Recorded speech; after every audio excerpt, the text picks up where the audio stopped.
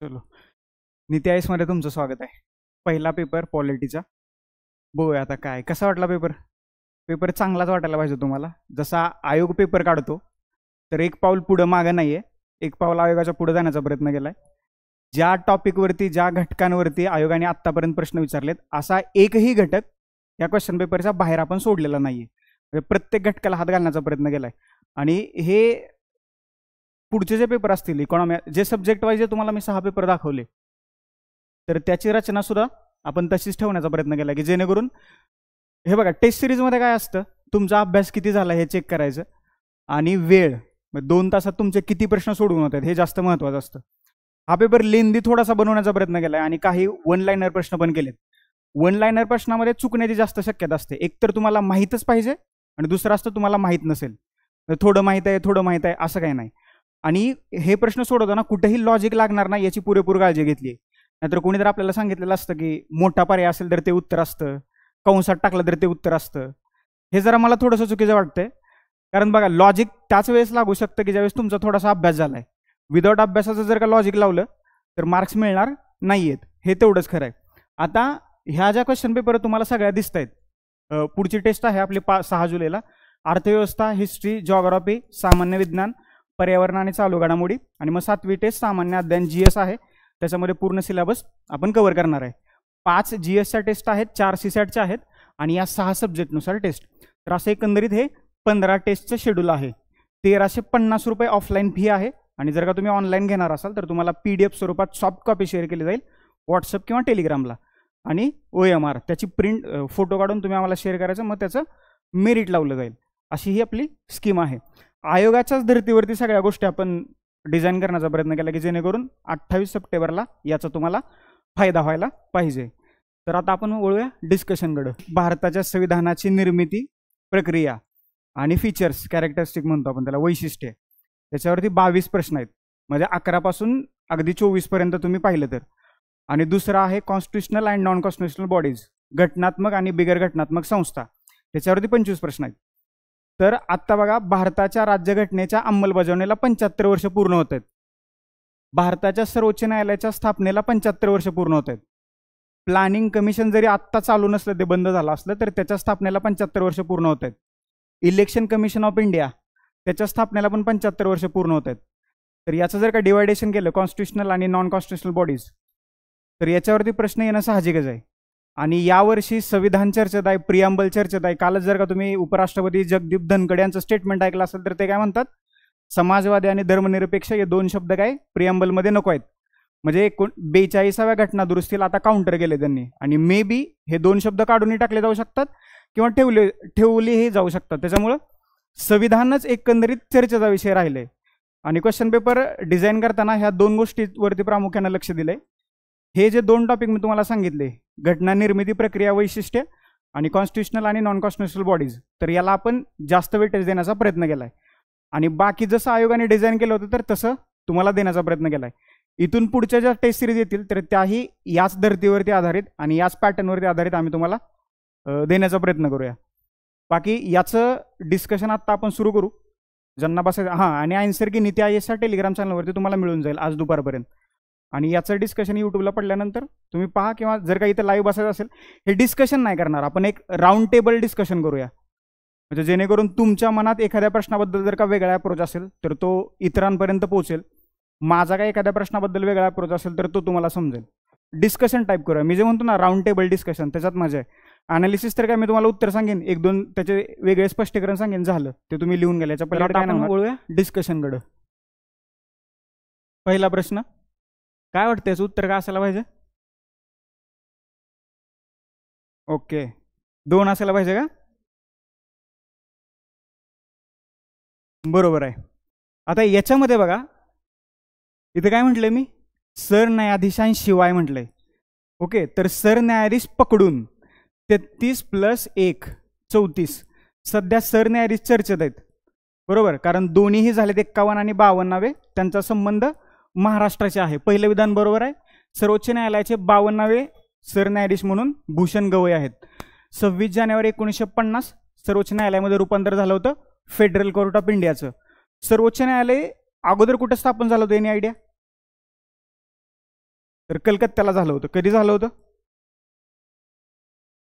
22 October 1774. 1774ला कलकत्त्याला supreme court स्थापन झालं होतं.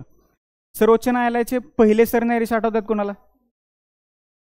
भारताच्या स्वातंत्र्यानंतरच्या सर्वोच्च न्यायालयाचे पहिले सरन्यायाधीश 1950 नंतर 28 जानेवारी 1950ला ज्यावेळेस पहिली बैठक झाली होती त्यावेळेस सरन्यायाधीश कोण होतं?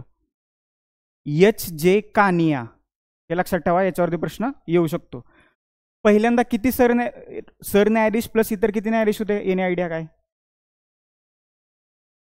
सुरुवातीला 28 जानेवारी 1950ला ज्यावेळेस पहिली बैठक झाली तर त्यावेळेस सर्वोच्च न्यायालयाचे सरन्यायाधीश प्लस इतर न्यायाधीश मिळून टोटल आकडा किती होता? अजून यस, तर 1 + 6 7 होते. आता याला धरून दुसरा एक क्वेश्चन नोट डाऊन करा. हे सर्वोच्च न्यायालयाच्या म्हणजे न्यायाधीशांची संख्या ठरवण्याचा अधिकार कोणाला आहे? भारताच्या संसदेला. आलं लक्षात? तर सर्वोच्च न्यायालयातील न्यायाधीशांची संख्या ठरवण्याचा अधिकार भारताच्या संसदेला देण्यात आलेला आहे. या प्रश्नाचं उत्तर आहे पर्याय क्रमांक 2. सगळ्यांनी केलंच असेल. आता आपण जे म्हणतो ना शब्दात, तर हा शब्द महत्वाचा होता, याला अंडरलाईन करा. सरन्यायाधीशांशिवाय. ओके, सरन्यायाधीशांसह असलं असतं तर या प्रश्नाचं उत्तर 3 किंवा मग 4 या दोन्हीपैकी एक असलं असतं. आलं लक्षात? तर या छोट्या छोट्या गोष्टी आहेत, शब्द खूप महत्वाचे आहेत. काही जणाला बिनचूक, अचूक, योग्य, अयोग्य, बरोबर नाही, बरोबर आहे याच्यातले जर का फरक समजत नसतील तर ते नोट डाऊन करून घ्या, ते खूप महत्वाचं आहे. म्हणजे तुम्हाला वरची सगळी वाक्य माहीत असतात, बरोबर आहे का चूक आहे, आणि मग इथं कुठेतरी दिलेलं असतं वरीलपैकी अचूक नसलेलं विधान किंवा विधाने ओळखा. अचूक नसलेलं म्हणजे काय? अचूक नसलेलं म्हणजे काय? चुकीचं विधान तुम्हाला तिथं ओळखायचं आहे. हा सगळ्यात मोठा एक फॅक्टर ठरू शकतो एक्झाममध्ये. दुसरा प्रश्न आहे, अयोग्य जोडी ओळखायची आहे. काय वाटतंय? नक्की का? तर पहिली जी जोडी आहे तर ती चुकीची आहे. उच्च न्यायालयाचं कलम 214 ते पुढे किती? पुढे 231. भाग कितवा? भाग किती? भाग पार्ट. सगळ्यांना मराठी समजते ना? भाग किती? भाग हायकोर्ट भाग 6. आला लक्षात? 131 सर्वोच्च न्यायालयाचं प्रारंभिक अधिकार क्षेत्र. 129 सर्वोच्च न्यायालय हे अभिलेख न्यायालय असेल. अभिलेख न्यायालय म्हणजे काय? रेकॉर्ड. म्हणजे सर्वोच्च न्यायालयाने जे निकाल दिलेले असतात तर त्याचं रेकॉर्ड ठेवलं जातं, त्याला आपण काय म्हणतो? अभिलेख न्यायालय. कलम 226 उच्च न्यायालयाचे विशेषाधिकार जारी करण्याचा अधिकार. विशेषाधिकार म्हणजे काय हो? रिट्स. बरोबर, रिट्स. सर्वोच्च न्यायालयाचं किती आहे कलम? 32. आता माझा एक दुसरा प्रश्न आहे, हा रिट्स काढण्याचा अधिकार सर्वोच्च न्यायालयाचा व्यापक आहे की उच्च न्यायालयाचा व्यापक आहे? यस. आलं लक्षात? तर हे अशा काही गोष्टी आहेत. हे कलम 124 आहे सर्वोच्च न्यायालय. समजलं? चलो पुढं. भारतीय न्यायव्यवस्थेबाबत अयोग्य विधान ओळखायचं आहे. काय आहे उत्तराचं? उत्तर काय आहे? नाही, 3 किंवा 4ला महत्व नसतं, उत्तर महत्वाचं आहे. ओके, 3. काय म्हणता इथं? बघा, अयोग्य विधान ओळखायचं आहे. एक अजून एक गोष्ट सांगतो तुम्हाला. ज्यावेळेस तुमच्या हातात पेपर येईल, तुम्ही प्रश्न वाचायला घ्याल, तर हे अयोग्य, हे जसं आयोगाने केलं, आयोगाने हे असं बोल्ड करतो ना, बरोबर, हे तुम्हाला इतर क्लासच्या क्वेश्चन पेपरमध्ये दिसणार नाही शक्यतो. तर याला पहिल्यांदा सर्कल करायचं. जोपर्यंत म्हणजे काय, तुम्ही 2 सेकंद असाल, 5 सेकंद एखाद्या प्रश्नावरती असाल, तर हे करून घ्यायचं. म्हणजे ज्या वेळेस तुम्ही ही वाक्य वाचाल तुमचं लक्ष याच्याकडे गेलं पाहिजे. काय करायचं? आपल्याला अयोग्य विधान ओळखायचं आहे. बघा, राज्यपालाकडून जिल्हा न्यायालयातील न्यायाधीशांची नियुक्ती होते. काय वाटतंय? बरोबर आहे, पहिलं विधान. दुसरं विधान, राज्याच्या उच्च न्यायालयाचे जिल्हा व सत्र न्यायाधीशांवर नियंत्रण असतं. बरोबर आहे का? बरोबर आहे. सत्र न्यायालयांना मृत्यूदंडाची शिक्षा ठोठावण्याचा अधिकार आहे. काय वाटते? नाही. यस. तर यांना मृत्यूदंड ठोठावण्याचा अधिकार आहे. आणि हे पुढं अपील कुठं जातं? हायकोर्टात जातं. आलं लक्षात? तर हे बरोबर आहे. उत्तर आहे पर्याय क्रमांक 4 यापैकी नाही. समजते? आलं लक्षात? ह्या छोट्या छोट्या गोष्टी आहेत. पुढचा प्रश्न सोपा प्रश्न आहे हा. PIL पब्लिक भाषेबद्दल तुम्हाला जेवढा अभ्यास करून जाता येईल, जर का तुम्ही डिस्क्रिप्टिव्हची मेन्स लिहिणार असाल तर त्याच्याबद्दल आत्ताच तयारी करून ठेवा. कारण 2024 मध्ये 5 भाषांना मिळालेला दर्जा क्लासिकल लँग्वेजेस. ओके, हिंदीची सक्ती महाराष्ट्रात. बरोबर, काय वाटतंय व्हावे की नाही हिंदी सक्तीची? कधीतरी साऊथ इंडियामध्ये जाऊन या, चान्स मिळाला तर. त्या लोकांचं त्यांच्या भाषेवर किती प्रेम आहे हे तुम्हाला समजेल. त्याच्यामुळं हिंदी सक्तीची व्हावी की नाही व्हावी, ओके, सगळ्या भाषांचं ज्ञान तुम्हाला असायला पाहिजे. परंतु जी भाषा ज्या प्रांतात ज्या राज्यात बोलली जाते ती सगळ्यांना काय व्हायला पाहिजे, यायलाच पाहिजे. आलं लक्षात? त्याच्यामुळं आवाज उठवा, कारण आपण भावी अधिकारी आहोत. जर का याच्याबद्दल आपण आज नाही बोललो तर उद्या आपला अवघड होणार आहे, हे लक्षात ठेवा. पर्याय क्रमांक 3 या प्रश्नाचं उत्तर आहे. पुढचा प्रश्न, राज्य पुनर्रचना कायदा 1956 नुसार स्थापन झालेल्या विभागीय परिषदांचे अध्यक्ष कोण असतात? कोण असतात? भारताचे गृहमंत्री. किती आहेत झोनल काउन्सिल भारतात सध्या? 5 की 6? 5 की 6? नॉर्थ ईस्ट मधली झोनल काउन्सिल कधी स्थापन झाली? ती किती वे? टोटल किती झाल्या? 6. उपाध्यक्ष कोण असतं याचं? कशा असतात ते? रोटेशन पद्धतीनुसार असतात. आलं लक्षात? That's it. Very good. झाला अभ्यास म्हणायचा तुमचा व्यवस्थित चांगला.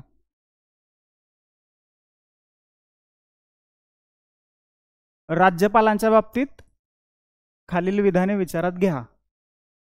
सध्या राज्यपाल हा विषय चर्चेत आहे. कारण काय? तमिळनाडूचे राज्यपाल रवी त्यांनी काय केले? विधिमंडळानं जेवढी विधेयकं पारित केली होती ती सगळी त्यांनी त्यांच्याकडे ठेवून घेतली. बरोबर? आणि त्याच्यामुळे तमिळनाडूचे मुख्यमंत्री स्टॅलिन गेलेत सर्वोच्च न्यायालयात. आणि सर्वोच्च न्यायालयाने काय सांगितले? 3 महिन्यात तुम्ही काय करायचं ते निकाल द्यायचा.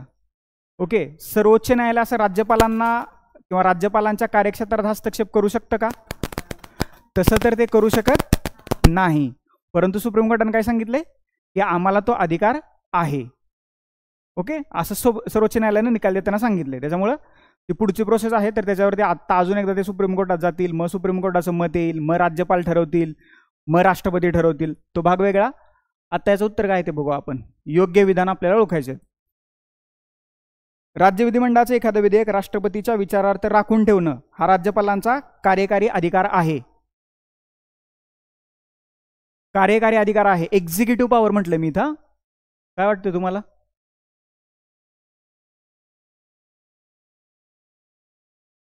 कसला आहे?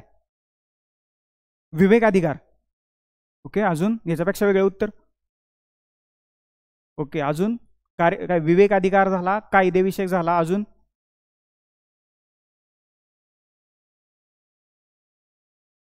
कायदा आहे ना तो. जर का एखादं विधेयक म्हणजे कायद्याचं पहिली स्टेज काय असते? कायदा होण्याच्या अगोदर काय असतं ते? काय म्हणतो आपण त्याला? काय म्हणतो आपण त्याला? बिल म्हणतो ना. बिल मांडले. बिलाचं काय ते? हे ट्रान्सलेशन आहे मराठीत. विधेयक. आणि मग तो कसला असेल? एखाद्या गोष्टीचा जर का उद्या चालून कायदा होणार असेल तर मग तो राज्यपालाचा कोणता अधिकार असेल? कार्यकारी कसं काय असेल? कायदेविषयक अधिकार असेल. पहिलं विधान चुकीचं आहे. आलं लक्षात? दुसरं बघा, पंतप्रधानाची मर्जी असेपर्यंत राज्यपाल पदावर राहू शकतात. हे विधान बरोबर आहे. तसा तर राज्यपालांचा कालावधी 5 वर्षाचा आहे. बरोबर? पण पंतप्रधानाची मर्जी असेपर्यंतच ते पदावरती राहतात. आता राष्ट्रपती सॉरी इट्स माय मिस्टेक. राष्ट्रपतींची मर्जी असेपर्यंत ते पदावरती राहतात. बी चूक आहे. ओके,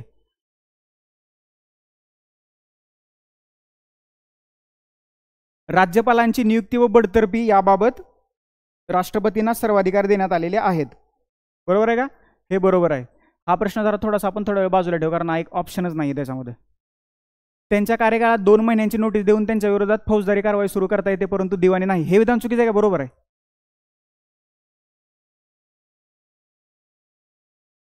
कसं काय चूक आहे? हे उलट गेलंय. दिवाणी कारवाई सुरू करता येते, फौजदारी नाही. आणि किती महिन्याची नोटीस असते?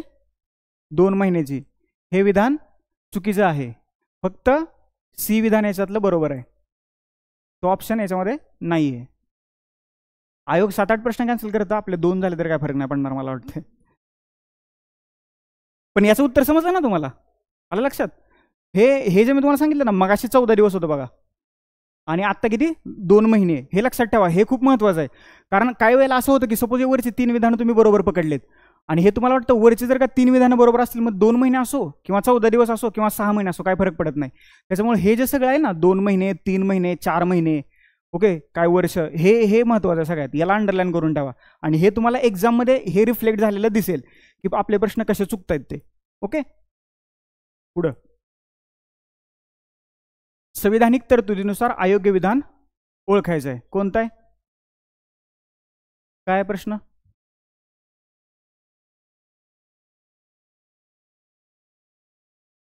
राज्य धोरणाच्या मार्गदर्शक तत्वामध्ये न्यायमंडळ आणि कार्यकारी मंडळामध्ये सार्वजनिक सेवांच्या बाबतीत विभागणी आढळते. आढळते का? बरोबर आहे. दुसरं, आपल्या ऐतिहासिक वारशांचं जतन आणि संवर्धन करणे आपलं मूलभूत कर्तव्य आहे का? आणि आपण करतो का? नाही. एकदा सिंहगड बघून या, तुम्हाला कळेल.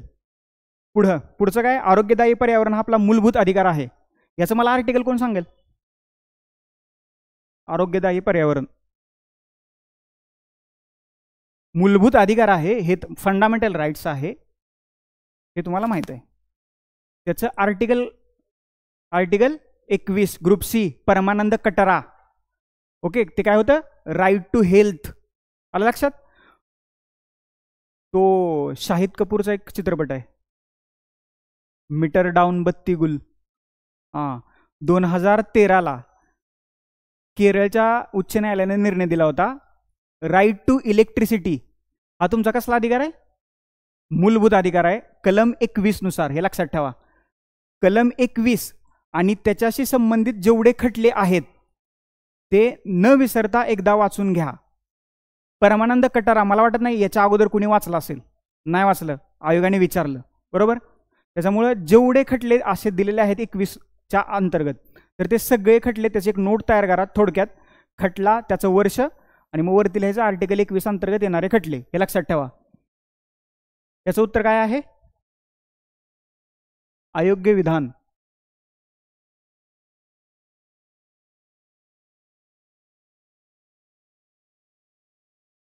ठीक आहे.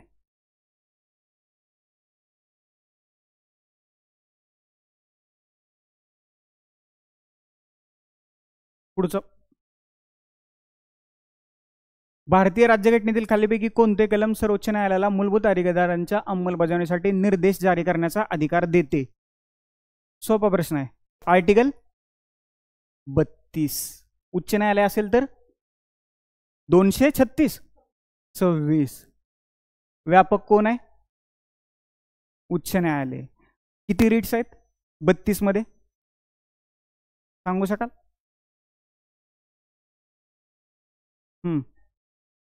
बंदी प्रात्यक्षिकरण, परमादेश, मराठीत सांगतो मी, उत्प्रेषण, अधिकार पृच्छा आणि प्रतिषेध. बरोबर. जोड्या लावाला प्रश्न येऊ शकतो. पुढचा प्रश्न, भारतीय राज्यघटनेच्या संदर्भात जर एखाद्या राज्यातील एखादा भाग 5व्या अनुसूची अंतर्गत अनुसूचित क्षेत्र म्हणून घोषित केला गेला तर त्या संबंधित तरतुदी करण्याचा अधिकार कोणाला आहे?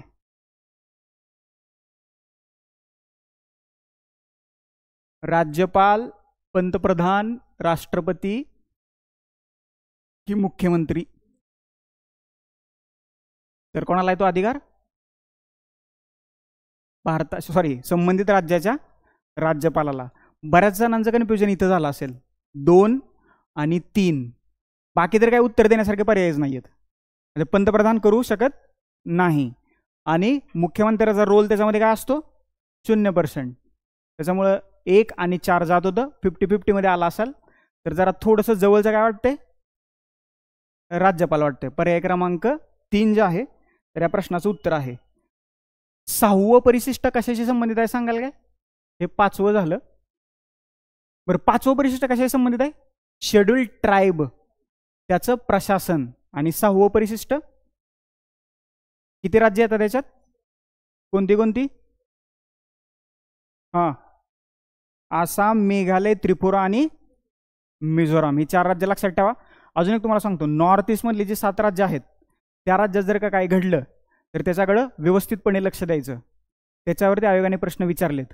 नॉर्थ ईस्ट मधली 7 राज्य, महिला, बालक हा आयोगाचे फेवरेट टॉपिक आहेत.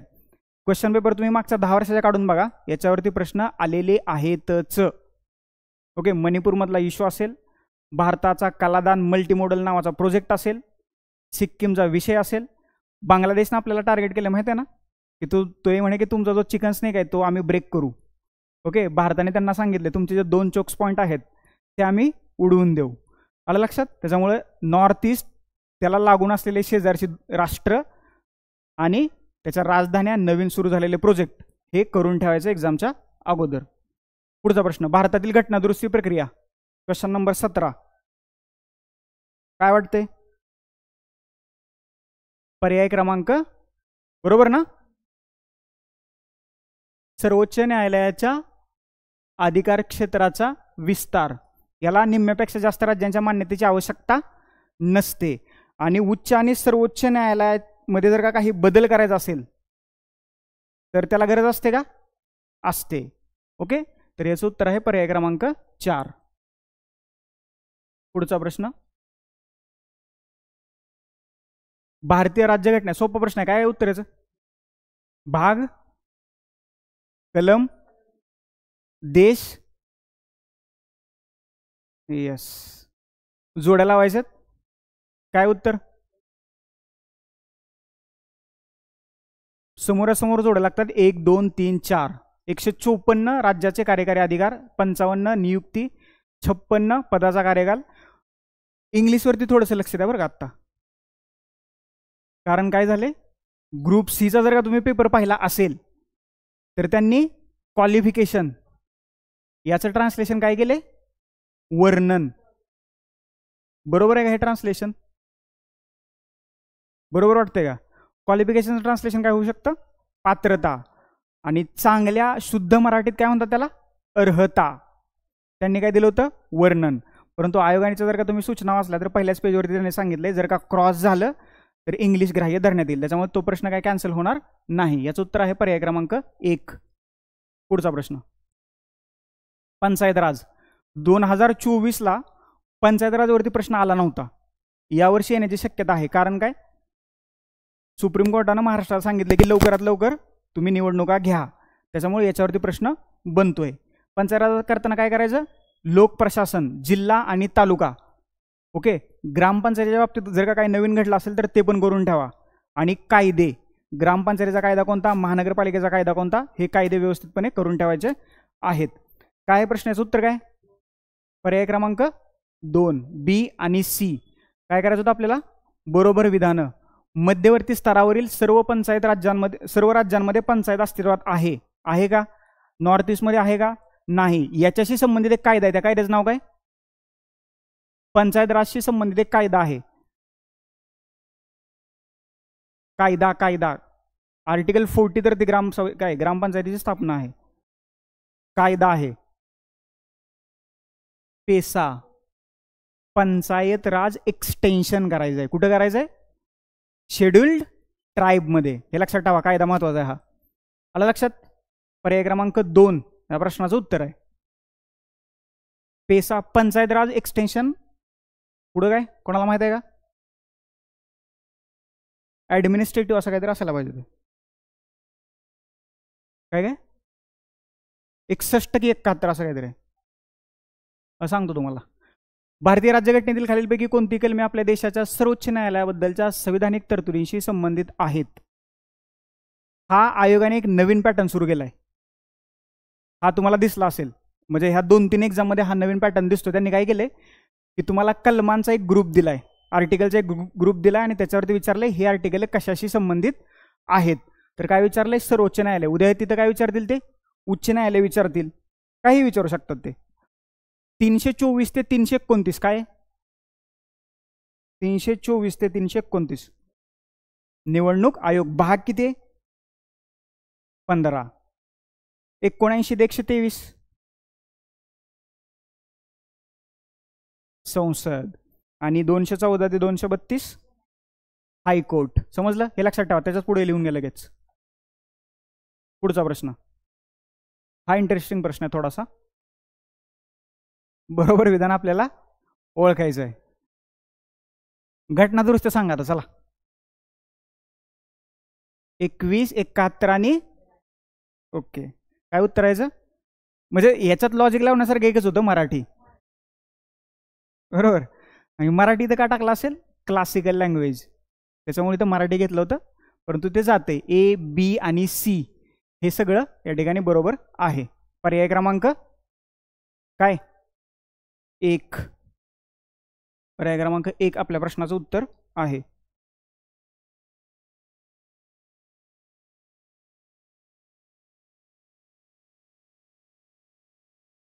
अभिजात भाषा किती झालेत आता, क्लासिकल लँग्वेजेस किती झालेत, 11.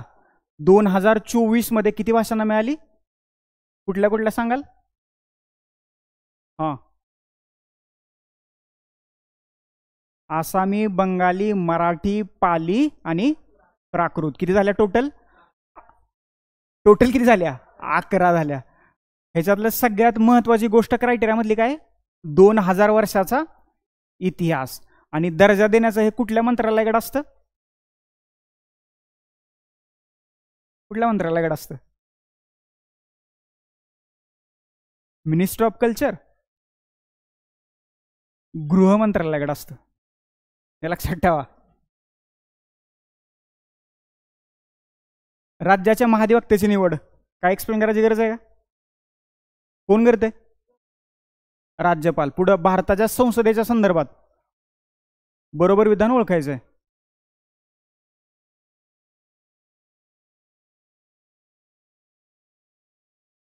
निवड नियुक्ती एकच, भारताच्या संसदेच्या संदर्भात सगळी विधानं बरोबर आहेत, बरोबर आहे. पर्याय क्रमांक 2.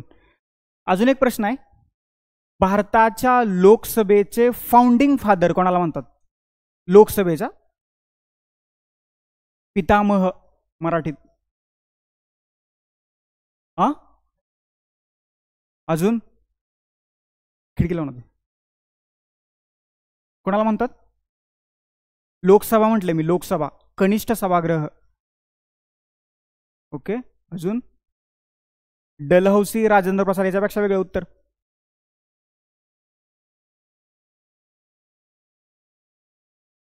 पहिले सभापती कोण होते,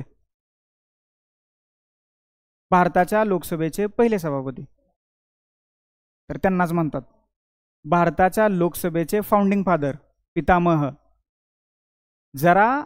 जर का तुम्ही सोशल मीडियावरती ऍक्टिव्ह असाल तर संसद याचं इंस्टाग्राम हँडल आहे, फेसबुक आहे, यूट्यूब आहे, ते थोडंसं चाळा. ओके. ग्रुप बी ला जो धर्मनिरपेक्षतेवरती प्रश्न आला होता ना, तो प्रश्न संसदेच्या यूट्यूब चॅनलवरून त्यांनी उचलला आहे ॲज इट इज. जर का सोशल मीडिया चालत असाल तर थोडंसं गव्हर्नमेंटचे वेब पोर्टल चालत चला. तर गणेश वासुदेव मावळणकर यांना भारताच्या लोकसभेचे फाउंडिंग फादर, पितामह असं म्हटलं जातं.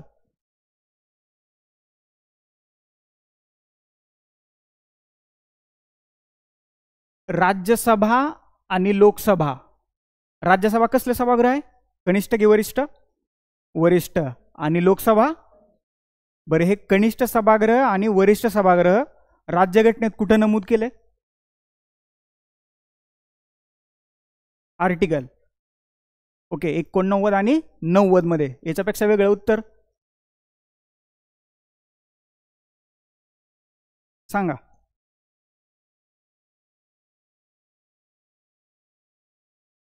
म्हणजे राज्यसभेला वरिष्ठ सभागृह म्हटलं जातं आणि लोकसभेला कसलं कनिष्ठ सभागृह म्हटलं जातं. बरोबर आहे ना, हे समजलं इथपर्यंत. तर माझा पुढचा प्रश्न असा आहे की हे वर्णन, दोन शब्द महत्वाचे आहेत, कनिष्ठ आणि वरिष्ठ, राज्यघटनेत कुठे केलंय? बिटवीन द लाईन्स नावाचा भाग कधी ऐकलाय का? ते बिटवीन द लाईन्स हे असं तयार होतं. आपण असं म्हणतो अरे काय हा पुस्तकाचा बाहेरचा प्रश्न आहे, सिलेबसमध्ये नाहीयेच, हे सिलेबसमध्ये नसतं, ते असं ते क्रिएट करायचं असतं. तर भारताच्या राज्यघटनेत नाही, कुठेच उल्लेख नाहीये. हे कसं काय आले? राज्यसभेचं कलम सांगा जरा मला, किती आहे कलम? लोकसभेचं आधी हां ओके, आधी राज्यसभेचं कलम येते बरोबर, आणि नंतर काय येते? लोकसभेचं. तर सुभाष कश्यप नावाचे राज्यघटनेचे अभ्यासक आहेत. तर त्यांनी असं सांगितले की राज्यसभेचं कलम अगोदर येते आणि लोकसभेचं कलम नंतर येते. त्याच्यामुळं असा म्हणण्याचा प्रघात पडलाय राज्यसभा वरिष्ठ सभागृह आहे आणि लोकसभा कनिष्ठ सभागृह आहे. ही दोन कशी नावं आहेत? हिंदी नावं आहेत. आणि कधी स्वीकारलीत? 23 ऑगस्ट 1954ला. हे लक्षात ठेवा. पुढचा प्रश्न.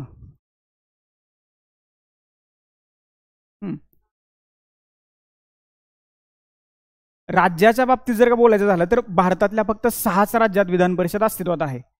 ओके, तिथं काही कनिष्ठ सभागृह आणि वरिष्ठ सभागृह म्हणण्याचा प्रघात नाहीयेच. म्हणजे कधी आपण महाराष्ट्राच्या विधान परिषदेला म्हटलंय का वरिष्ठ सभागृह? नाही म्हटलं, कारण याच्यावरती टीकाच केली जाते, हा पांढरा हत्ती पोचण्याचं ठिकाण आहे. बरोबर, म्हणजे ज्यांची इनिंग संपली आहे, ओके, त्यांना अजून एकदा व्यवस्थित ठिकाणी बसवायचं असेल तर त्यांना विधान परिषदेवरती पाठवलं जातं, आणि जर का अजून मोठं करायचं असेल तर त्यांना राज्यसभेवरती पाठवलं जातं. ओके, आणि तिथं जाऊन ते काय करतात? काहीच नाही करत. ओके, त्याच्यामुळं हे लक्षात ठेवा थोडं. चला, हा एक इंटरेस्टिंग प्रश्न आहे, सध्या हे चर्चेत आहे. 2000 कितीपर्यंत नक्षलवाद संपवायचा आहे? 2026 पर्यंत. कोणाचं स्टेटमेंट आहे? भारताच्या गृहमंत्र्यांचं. त्याच्यासाठी वेगवेगळी ऑपरेशन जे आहेत तर ती सुरू करण्यात आलेली होती. आणि मला काय प्रश्न आहे माझा? नव्हतं. कुठलं ऑपरेशन नाही? Operation green Hunt, operation black forest आणि ऑपरेशन वाईल्ड फॉरेस्ट. काय वाटते? चुकीचं उत्तर आपल्याला काढायचं या तीनपैकी. Black forest, wild forest, green Hunt. ह्याचं उत्तर आहे पर्याय क्रमांक 3. असं तुम्हाला थोडासा काय क्लू लागतो का? याचं एक्सटेन्शन हे केलं असेल. हा बरोबर आहे ना, हेच ऑपरेशन नाहीये केलं, बाकी 2 केलेले आहेत. हा, कारण हे लॉजिक मध्येच बसत नाही, थोडंसं लॉजिक लावायचा प्रयत्न केला. वाईल्ड फॉरेस्ट असं कसं काय ऑपरेशन असू शकतं?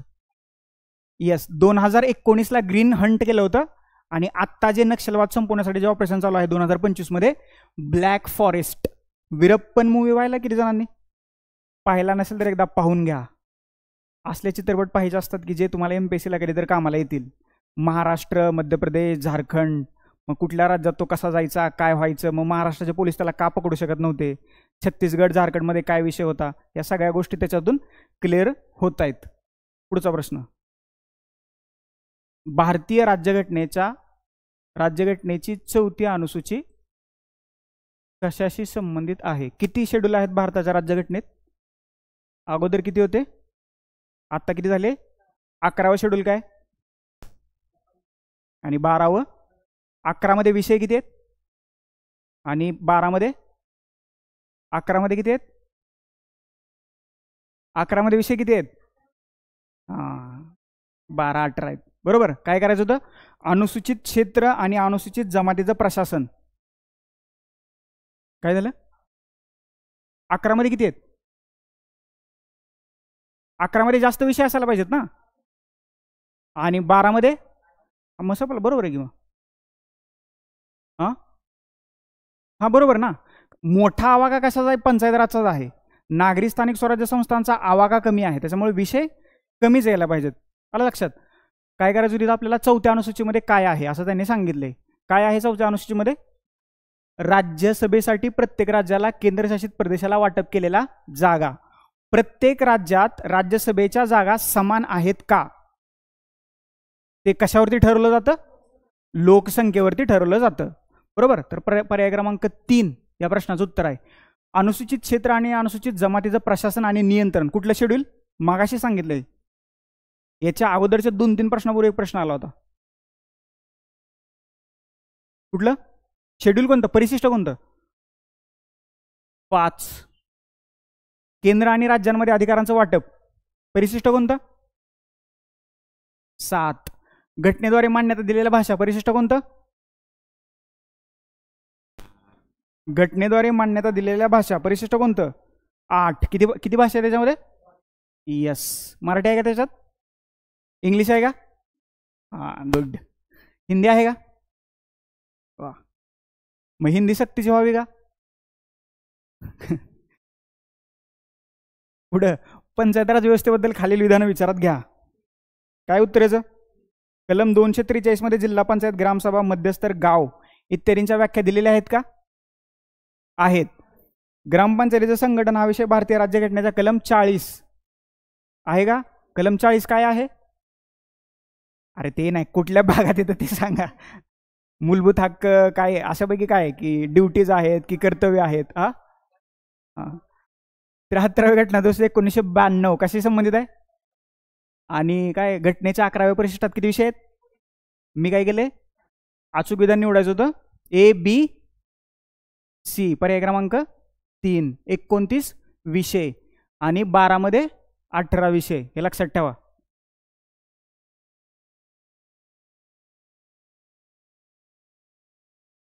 पंचराज जरा यावर्षी थोडंसं चांगलंच करून जावा, कारण शक्यता आहे जर का मागच्या वर्षी त्यांनी प्रश्न नसेल विचारला पंचराजावरती तर यावर्षी मला वाटतं ते प्रश्न जास्त विचारतील. भारताच्या राज्यघटनेतील कोणत्या कलमात भारताचा सर्वोच्च कायदा अधिकारी? किती? नक्की का? 80 काय? 80 काय असं मी विचारलं. मग पुढचा प्रश्न आहे कलम 80 काय आहे? नक्की का? आणि राज्यसभेची रचना किती मध्ये? बरोबर 148. चुकतंय. 80 काय?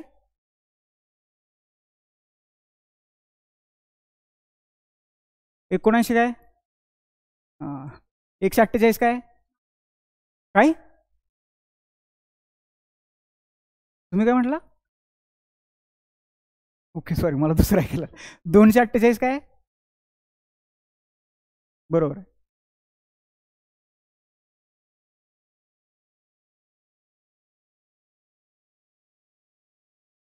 कोणतं? हे महान्यायवादी महाधिवक्ता. हां हां, अटर्नी जनरल, आर्टिकल 76. आलं लक्षात? निवडणूक आयोगासंबंधी अयोग्य विधान ओळखायचं आहे.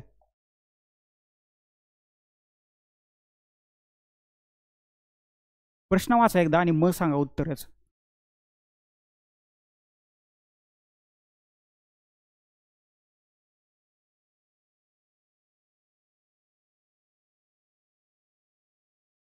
अयोग्य विधान ओळखायचं, त्याला सर्कल करा.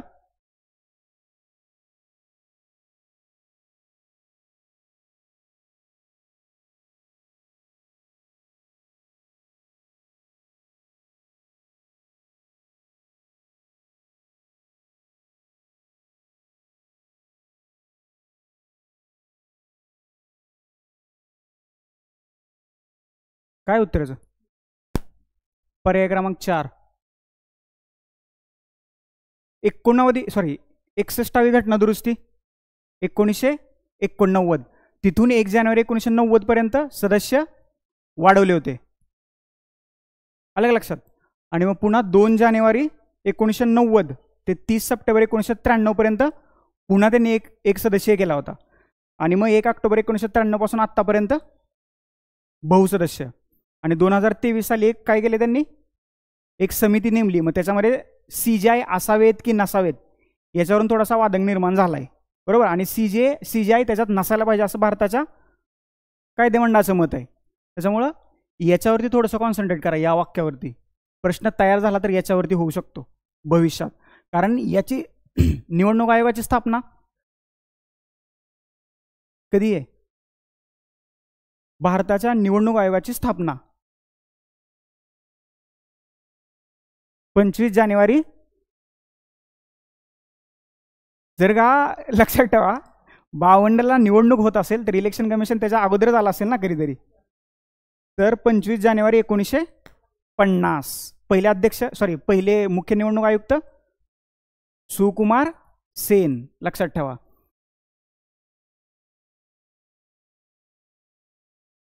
येस, 3 सदस्यीय समितीची तरतूद करण्यात आली आहे, हे बरोबर आहे. करंट अफेअर्सचा हे वाक्य आहे, करंट अफेअर्समधून हे वाक्य घेतलेलं आहे.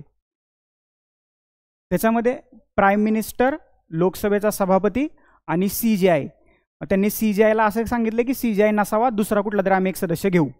पण सर्वोच्च न्यायालयाचं मत आहे जर का एवढ्या महत्त्वाच्या पोस्टवरच्या व्यक्तीची निवड करायची असेल तर त्याच्यामध्ये न्यायमंडळाचं सुद्धा योगदान असायला पाहिजे, म्हणून ते म्हणतात की CJI हवा. परंतु आता सध्या CJIला त्यांनी काढून टाकले.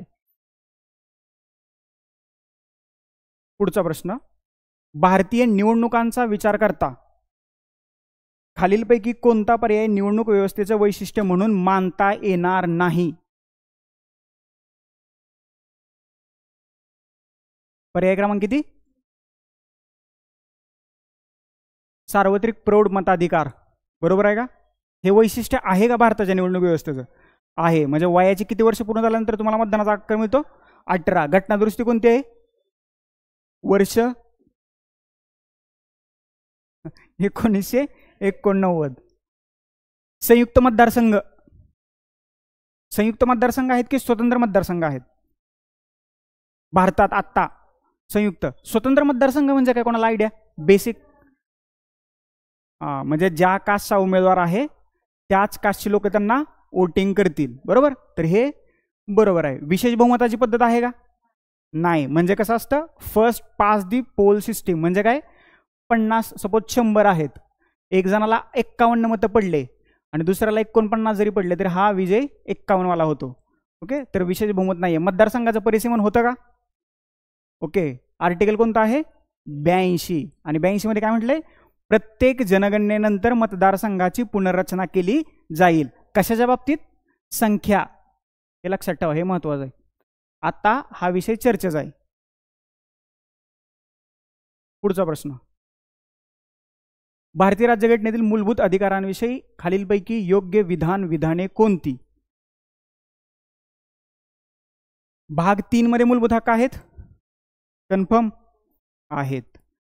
मूलभूत हक्कांना न्यायिक संरक्षण बहाल केलेलं आहे का? नक्की. संप पुकारणे किंवा संपावर जाणे मूलभूत हक्क आहे का? करू शकतो का आपण संप? पण तो मूलभूत हक्क आहे का? तर तो नाही. संस्था स्थापन करणं मूलभूत हक्क आहे का? आहे. परंतु त्या संस्थेत जर का तुम्हाला संप करायचा असेल तर मूलभूत हक्क आहे का? नाही. तर हे सी चुकीचं आहे. ए आणि बी हे दोन ऑप्शन बरोबर आहेत. पर्याय क्रमांक 3 या प्रश्नाचं उत्तर आहे. याच्यासाठी म्हणतो तुम्ही आपण डिस्कशन करणं गरजेचं आहे. विश्लेषण तर काय 2 मिनिटाचं काम आहे, अर्ध्यावर तासात जिगडचं तिकडे झालं असतं. त्याच्यामुळे काही गोष्टी ज्या तुम्हाला माहीत नाही आहेत तर सॉरी पर्याय क्रमांक 4 सॉरी पर्याय क्रमांक 4 याचं उत्तर आहे. म्हणजे संप पुकारणं किंवा संपावर जाणं हा मूलभूत हक्क नाही. पुढचा प्रश्न, राष्ट्रीय महिला आयोगाचे अध्यक्ष आणि सदस्य यांचा जास्तीत जास्त कार्यकाल किती वर्षाचा असतो? नक्की का? पहिल्या महिला आयोगाच्या अध्यक्षा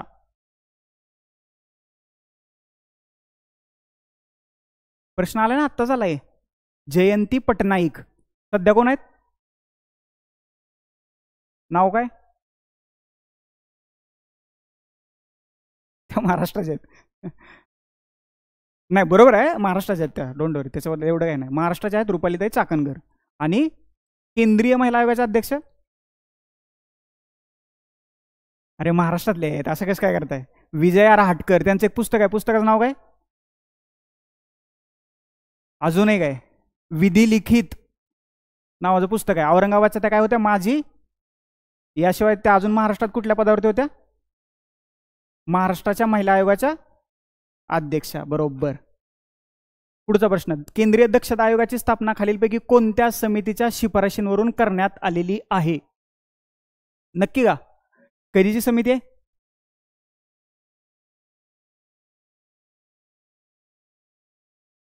केंद्रीय दक्षता आयोग के संतानाम समितीच्या शिफारशींवरून स्थापन झाला. अगदी बरोबर. तर समितीचं वर्ष किती आहे? 1967, 68. अजून ह्याच्यापेक्षा वेगळं उत्तर 1964. 1964. तारकुंडे समिती कशाशी संबंधित आहे सांगाल काय? तारकुंडे समिती पंचायत राज वाटते का? पंचायत राज वाटते का? तारकुंडे समिती. बरं साल सांगतो लक्षात येईल. 1974.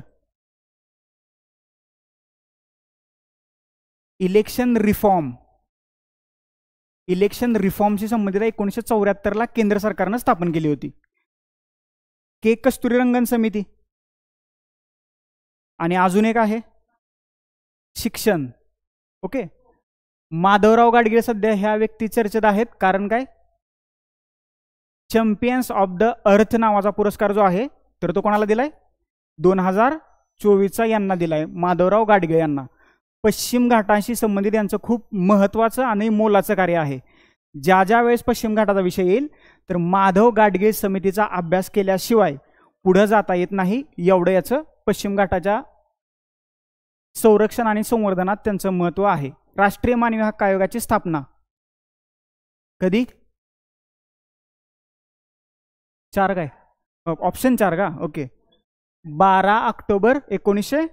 कायदा कधीच आहे? कायदा कधीच आहे? 1993चाच कायदा आहे आणि 1993च्या कायद्यानं 1993ला स्थापना झाली आहे.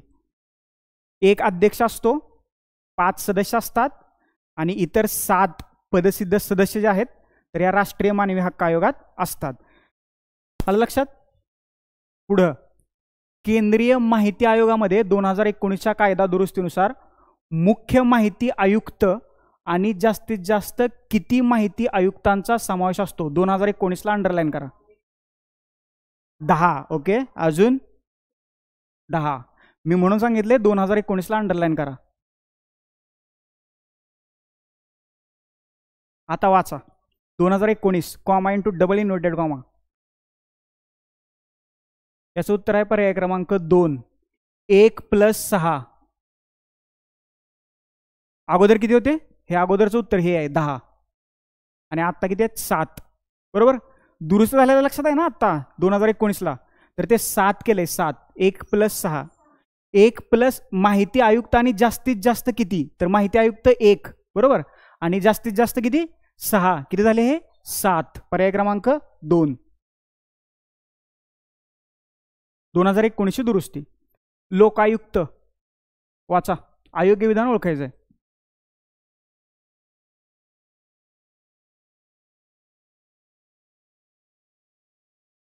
लोकपाल आणि लोकायुक्त कायदा 2016 नुसार लोकायुक्त संस्थेची स्थापना केली. अयोग्य विधान ओळखायचं. मग अशाच उत्तर मी तुम्हाला दिलंय, तर तुमच्या लक्षात आहे की नाही काय माहित. 2016चा कायदा आहे का हा? कितीचा आहे? 2013चा. सुधारणा कधी आहे? 2016ला. पहिलं विधान चुकीचं. इलिमिनेशन मेथड लागते का बघा जरा. 4 गेला, 3 गेला, 1 आणि 2 राहिला. आता सी विधानावरती येऊया. लोकायुक्तांची त्याच पदावर पुनर्नियुक्ती करता येत नाही. येते का? येते का? नाही येत. म्हणजे ते विधान काय आहे? बरोबर आहे. आपल्याला अयोग्य विधान निवडायचे आहेत. राज्यपालाद्वारे लोकायुक्त आणि उपलोकायुक्तांची नियुक्ती केली जाते. लोकायुक्त कुठं असतो हे तुम्हाला कळते ना? कुठं असतो लोकायुक्त? राज्यात असतो. आणि केंद्रात कोण असतो? लोकपाल. हे महत्वाचं आहे. हे बरोबर आहे. लोकायुक्तांच्या शिफारशी सरकारवर बंधनकारक असतात तर त्या नसतात. ए आणि डी. पर्याय क्रमांक 2 आपल्या प्रश्नाचं उत्तर. 2013चा कायदा, 16ला सुधारणा. सगळ्यात स्ट्रॉंगेस्ट लोकायुक्त कुठला आहे?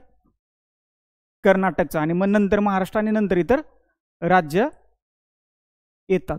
पक्षांतर बंदी कितवी घटना दुरुस्ती आहे? 52वी. 10व्या परिशिष्टाचा समावेश करण्यात आला.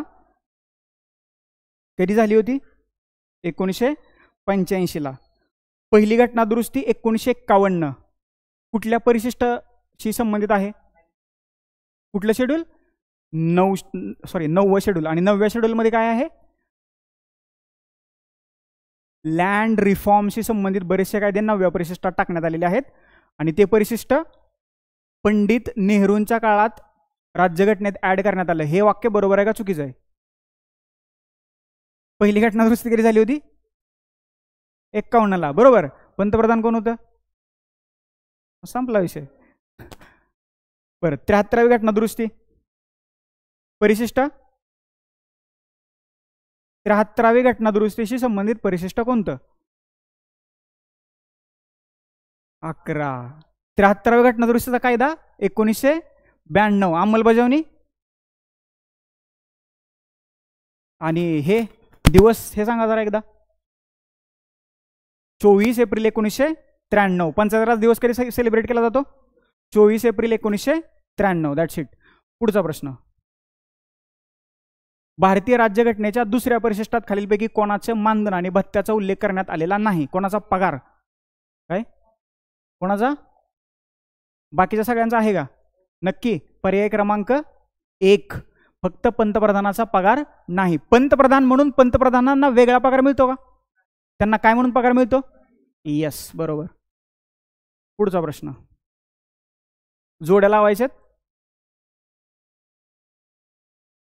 काय उत्तर?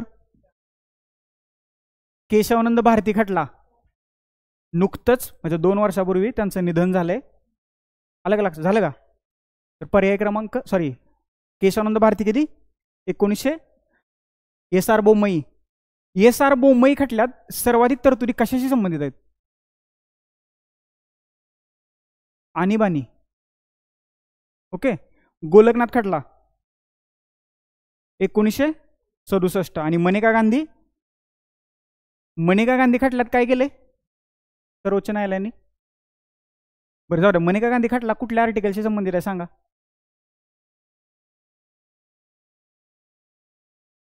राईट टू लाईफ यांचा पासपोर्ट काढून घेतला होता. आणि त्या परत काय झाल्या? केंद्रीय बालविकास महिला व बालकल्याण मंत्री. पर्याय क्रमांक किती याचं उत्तर? 4. 1 2 3 4 समोरासमोर जोडा लागतात. आता एक गोष्ट तुम्हाला वेगळी सांगतो. ज्यावेळेस तुम्ही खटल्यांचा अभ्यास कराल म्हणजे जे महत्त्वाचे खटले त्या उगं ते सगळं करत बसायचं नाही. नंतर तुम्हाला आपलं एमपीचं निम्म आयुष्य खटल्यांचा अभ्यास करण्यात जाऊ शकतं. काय करायचं? खटला त्याचं साल कोणतं आहे? आता हे केशवानंद भारती, हे गोलकनाथ, मनेका गांधी, एस.आर. बोम्मई खटला. तर तिथं सर्वोच्च न्यायालयाचे कुठले सरन्यायाधीश होते खटला निकाल देताना, आणि किती लोकांचं बेंच बसलं होतं हे लक्षात ठेवा. केशवानंद भारतीमध्ये किती बसलं होतं? 12. आणि निकाल कसा झाला? 6-7 असा निकाल झालेला आहे. हे लक्षात ठेवा. त्याच्यामुळे खटल्यांचा अभ्यास करताना खटल्याचं वर्ष, जर का खटला कलम 21 रिलेटेड असेल तर कुठले कुठले निर्णय दिले ते बघायचं. सर्वोच्च न्यायालयाचे सरन्यायाधीश कोण होते आणि किती न्यायाधीशांचं बेंच बसलं होतं. याच्या पलीकडे खटल्यावरती प्रश्न येणार नाही. एवढाच खटल्यावरती प्रश्न येईल. याच्या पलीकडे प्रश्न जात नाही. आयोगाचा क्वेश्चन पेपर चाळल्या तर तुम्हाला ते दिसून येईल. पुढचा प्रश्न. आरक्षण चर्चेचा विषय. इंदिरा साहनी कधीचा खटलाय? बरोबर. विशाखा खटला याचं उत्तर आहे पर्याय क्रमांक 1. हे लक्षात ठेवा. 1992चा हा खटला आहे. विशाखा खटला 1900. हे कोणाचं नाव आहे विशाखा? ते तर माहिती आहे ना तुम्हाला.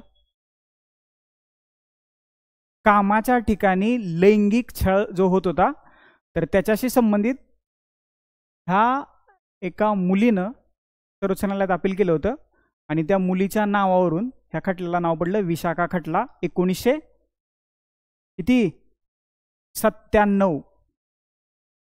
हे लक्षात ठेवा. शंकरी प्रसाद 1951. आणि यांनी काय केलं? या शंकरी प्रसाद खटल्यात जी पहिली घटना दुरुस्ती झाली होती ना, 9वं परिशिष्ट ऍड केलं, तर पहिल्या घटना दुरुस्तीला काउंटर जे आहे तर या शंकरी प्रसाद खटल्यात करण्यात आलं होतं 1951ला. Minerva mills 1980. Maneka Gandhi 1978. Okay, that's it. अयोग्य जोडी ओळखायचे नक्की का?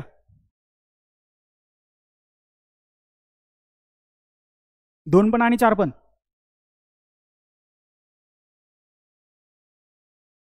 वाचा जरा, थोडंसं स्ट्रेस द्या डोक्याला.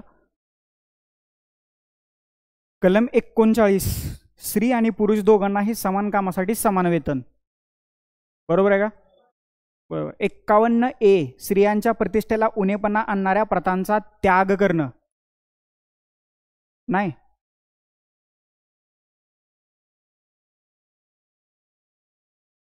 हां.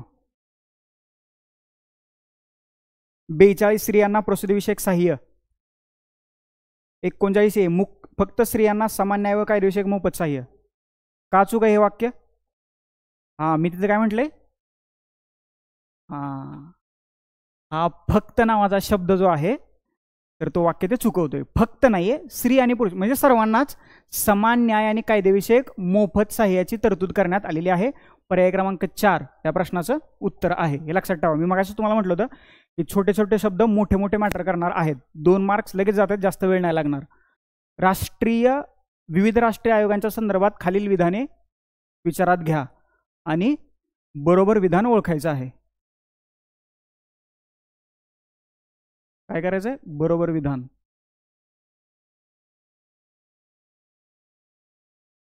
काय वाटते?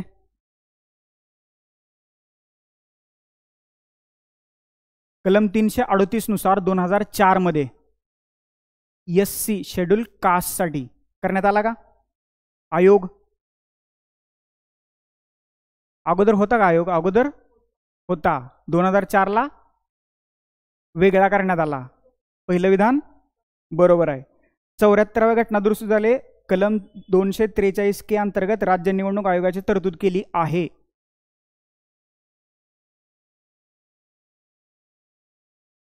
तर कुठल्या घटना दुरुस्तीनुसार गेली?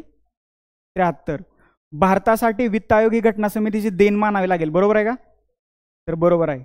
संयुक्त राज्य लोकसेवा आयोग ही संविधानिक संस्था आहे का? नाहीये. बरोबर. का नाहीये? यस, त्याच्यामुळे ती संविधानिक संस्था नाहीये. पर्याय क्रमांक 2 A आणि C बरोबर आहेत. पुढचा प्रश्न. जललवाद संबंधित राज्य अयोग्य जोड्या आपल्याला ओळखायच्या आहेत. महादायी जललवाद महाराष्ट्र, गोवा आणि कर्नाटक. बरोबर आहे का? तर बरोबर आहे पहिलं. दुसरा बी ऑप्शन आहे. दुसरा कृष्णा जललवाद महाराष्ट्र, कर्नाटक, तेलंगणा, मध्य प्रदेश. बरोबर आहे का? बरोबर आहे. हे पण महानदी जललवाद ओडिसा, छत्तीसगड आणि तर झारखंड त्याच्यात नाहीये. रावी, बियास जललवाद पंजाब, हरियाणा, राजस्थान हे बरोबर आहे. महादायी जललवाद कधी आला होता? 2010 मध्ये. हा दुसरा कृष्णा जललवाद 2004 मध्ये. हा 2018 मध्ये आणि हा 1986 मध्ये. हे लक्षात ठेवा. बाकीच्यात काय विचार करण्यासारखं नाहीये. जललवाद स्थापन करण्याची तरतूद आर्टिकल 263 काय? Interstate council. अगदी बरोबर. पुढचा प्रश्न. योग्य जोडी ओळखायचे.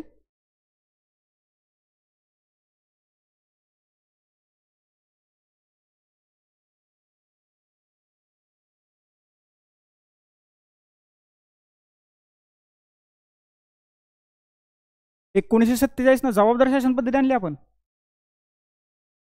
ओके, सॉरी, इथं अयोग्य जोडी ओळखायचे. आत्ता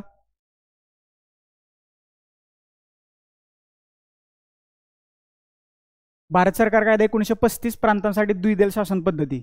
बरोबर. किती प्रांतात केली द्विदल शासन पद्धती स्थापन? प्रांतात 1935 च्या कायद्यानं 6. मुंबई होतं का त्याच्यामध्ये? यस. मॉन्टेग्यू चेम्सफोर्ड सुधारणा 1919 प्रांतिक स्वायत्तता. बरोबर आहे. आणि मॉर्लेमिंटो निर्वाचनाचं तत्व. पर्याय क्रमांक 1 याचं बरोबर उत्तर आहे. चुकीची जोडी ती आहे. पुढचा प्रश्न. योग्य जोड्या लावायच्यात संविधान समितीतील समित्या आणि त्याचे अध्यक्ष. पर्याय क्रमांक मसुदा समितीचा अध्यक्ष कोण होतं? Doctor BR Ambedkar. सुकाणू समितीवरचा प्रश्न आला अगोदर बरं. याचं मला वाटतं त्यांनी विधान केलं होतं. ते कोण होतं? जोड्या लावायला तर आला नाहीये. ओके, पर्याय क्रमांक किती आहे याचं उत्तर? 1, 3, 2 आणि 4. पर्याय क्रमांक 3. एकूण किती समित्या होत्या? 22. 8 मुख्य आणि इतर 15. सर्वात महत्वाची समिती मसुदा. किती सदस्य आणि अध्यक्ष टोटल किती लोक होते याच्यामध्ये? 7. 1 + 6 हे लक्षात ठेवा. आयोग जोडी निवडा. घटना समितीचे उपाध्यक्ष सर BN राव, बरोबर आहे का? तर ते नव्हते. कोण कोण होतं? घटना समितीचे किती उपाध्यक्ष होते? 2. कोण कोण होतं? SC मुखर्जी आणि कृष्णाम्माचारी. ओके, आणि बाकीचं सगळं मग बरोबर आहे. भारताच्या राज्यघटना निर्मितीत ज्या 15 महिलांनी योगदान दिले त्या महिलांबद्दल थोडंसं वाचून घ्या. सध्या ह्या वर्षाचा तो एक हॉट टॉपिक आहे. ओके, ते कुठल्याही पुस्तकात तुम्हाला मिळून जाईल 15. आणि त्याच्यापैकी जे एक आहेत अम्मुकुट्टी स्वामीनाथन, पहिल्या दलित, पहिल्या मुस्लिम, पहिल्या साऊथ इंडियामधून, नॉर्थ इंडियामधून. तर हे थोडंसं वाचून घ्या. ओके, जरा थोडंसं भूक लागली नाही ना? फास्ट जायचं का थोडं? ओके, ठीक आहे. भारताच्या घटना निर्मिती प्रक्रियेबद्दल खालील विधाने विचारात घ्या आणि योग्य नसलेली म्हणजे काय करायचं आहे? अयोग्य विधान आपल्याला निवडायचे. काय उत्तराचं? पर्याय क्रमांक 2. कोण होता अध्यक्ष? सच्चिदानंद सिन्हा. पर्याय क्रमांक 2 या प्रश्नाचं उत्तर आहे. पुढचा प्रश्न, अयोग्य जोडी ओळखायचे. राज्यपालाचं पद 1935. सोव्हिएत रशियन राज्यघटना. कर्तव्य ऑस्ट्रेलियाची राज्यघटना. समवर्ती सूची जपानची राज्यघटना. जपानची राज्यघटना. कायद्याने प्रस्थापित केलेली प्रक्रिया आणि ही मूलभूत हक्कांची तहकुबी जर्मनीची राज्यघटना. हे लक्षात ठेवा. पर्याय क्रमांक 4 या प्रश्नाचं उत्तर आहे. 49. राज्यघटनेच्या सरनाम्यातील योग्य क्रम कुठला? ह्याच्यातला योग्य क्रम? योग्य क्रमच नाहीये त्याच्यात. हां, पर्याय क्रमांक 4 या प्रश्नाचं उत्तर आहे. ओके, भारताचे एक सार्वभौम समाजवादी धर्मनिरपेक्ष लोकशाही गणराज्य मध्ये तसं आहे. भारतीय राज्यघटनेच्या सरनाम्याच्या संदर्भात खालील विधानं विचारात घ्या. बिनचूक विधानं निवडायची. इंदिरा गांधी शासनाच्या काळात सरनाम्यात दुरुस्ती करण्यात आली. कधी करण्यात आली? कितवी घटना दुरुस्ती? 42. 1976. पंतप्रधान कोण होतं? इंदिरा गांधी. आणि त्याच घटना दुरुस्तीबद्दल आता सध्या चर्चा चालू आहे. ओके, सरनामा सत्तेचा स्रोत आहे का? तर स्रोत नाहीये. आणि तो न्यायप्रविष्ट आहे का? तर न्यायप्रविष्टही नाहीये. पर्याय क्रमांक 4 जे आहे त्या प्रश्नाचं उत्तर आहे. पुढचा प्रश्न, राज्यघटनेचा सरनामा आणि भारताच्या सर्वोच्च न्यायालयाचा निर्णय यासंबंधी खालील विधानं विचारात घ्या आणि अयोग्य विधान जे आहे तर ते आपल्याला निवडायचं आहे. काय? पर्याय क्रमांक 4 वरची सर्वच्या सर्व विधानं बरोबर आहेत. एकदा घरी गेल्यावर पॉलिटीचं पुस्तक चाळून पहा. पर्याय क्रमांक 4 गोलकनाथ खटला 1967. सरनामा घटनेचा चिरंतन आणि अपरिवर्तनीय भाग आहे. केशवानंद भारती 73 सरनामा राज्यघटनेचा भाग आहे. याच्यात एक खटला मिसिंग आहे. कुठला खटला? LIC of India. ओके, ते ऍड करून ठेवा याच्यात, म्हणजे ते सरनाम्या संबंधीचे खटले आहेत.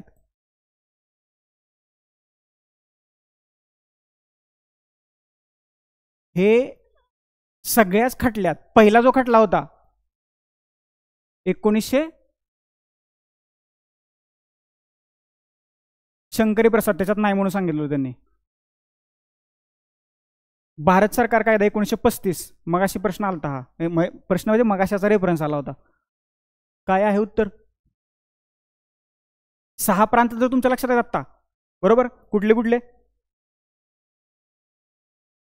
6 प्रांत: बंगाल, आसाम, मद्रास, मुंबई आणि बिहार. पर्याय क्रमांक 2 उत्तर आहे. त्याच्या पुढे फक्त संयुक्त प्रांत ऍड करा. पर्याय क्रमांक 2 बंगाल, आसाम, मद्रास, मुंबई, बिहार आणि मग संयुक्त प्रांत. इथं काय झालं होतं?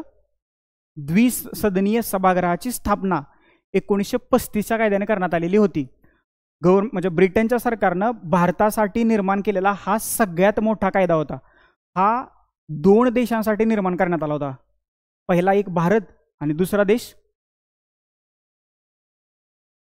Any idea? हिंट दिली मी तुम्हाला. 2 देशांसाठी स्थापन करण्यात आला होता.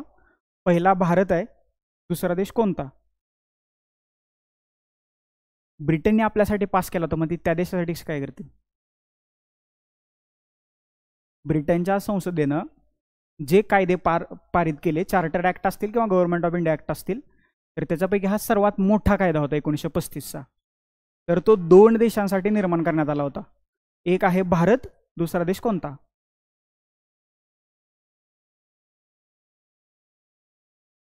Any idea? बर्मा ऐकले? म्यानमार ऐकले? येस, पूर्वीचा बर्मा, आत्ताचा म्यानमार. तर भारत आणि बर्मा किंवा मग आत्ता म्यानमार या 2 देशासाठी हा कायदा तयार करण्यात आलेला होता.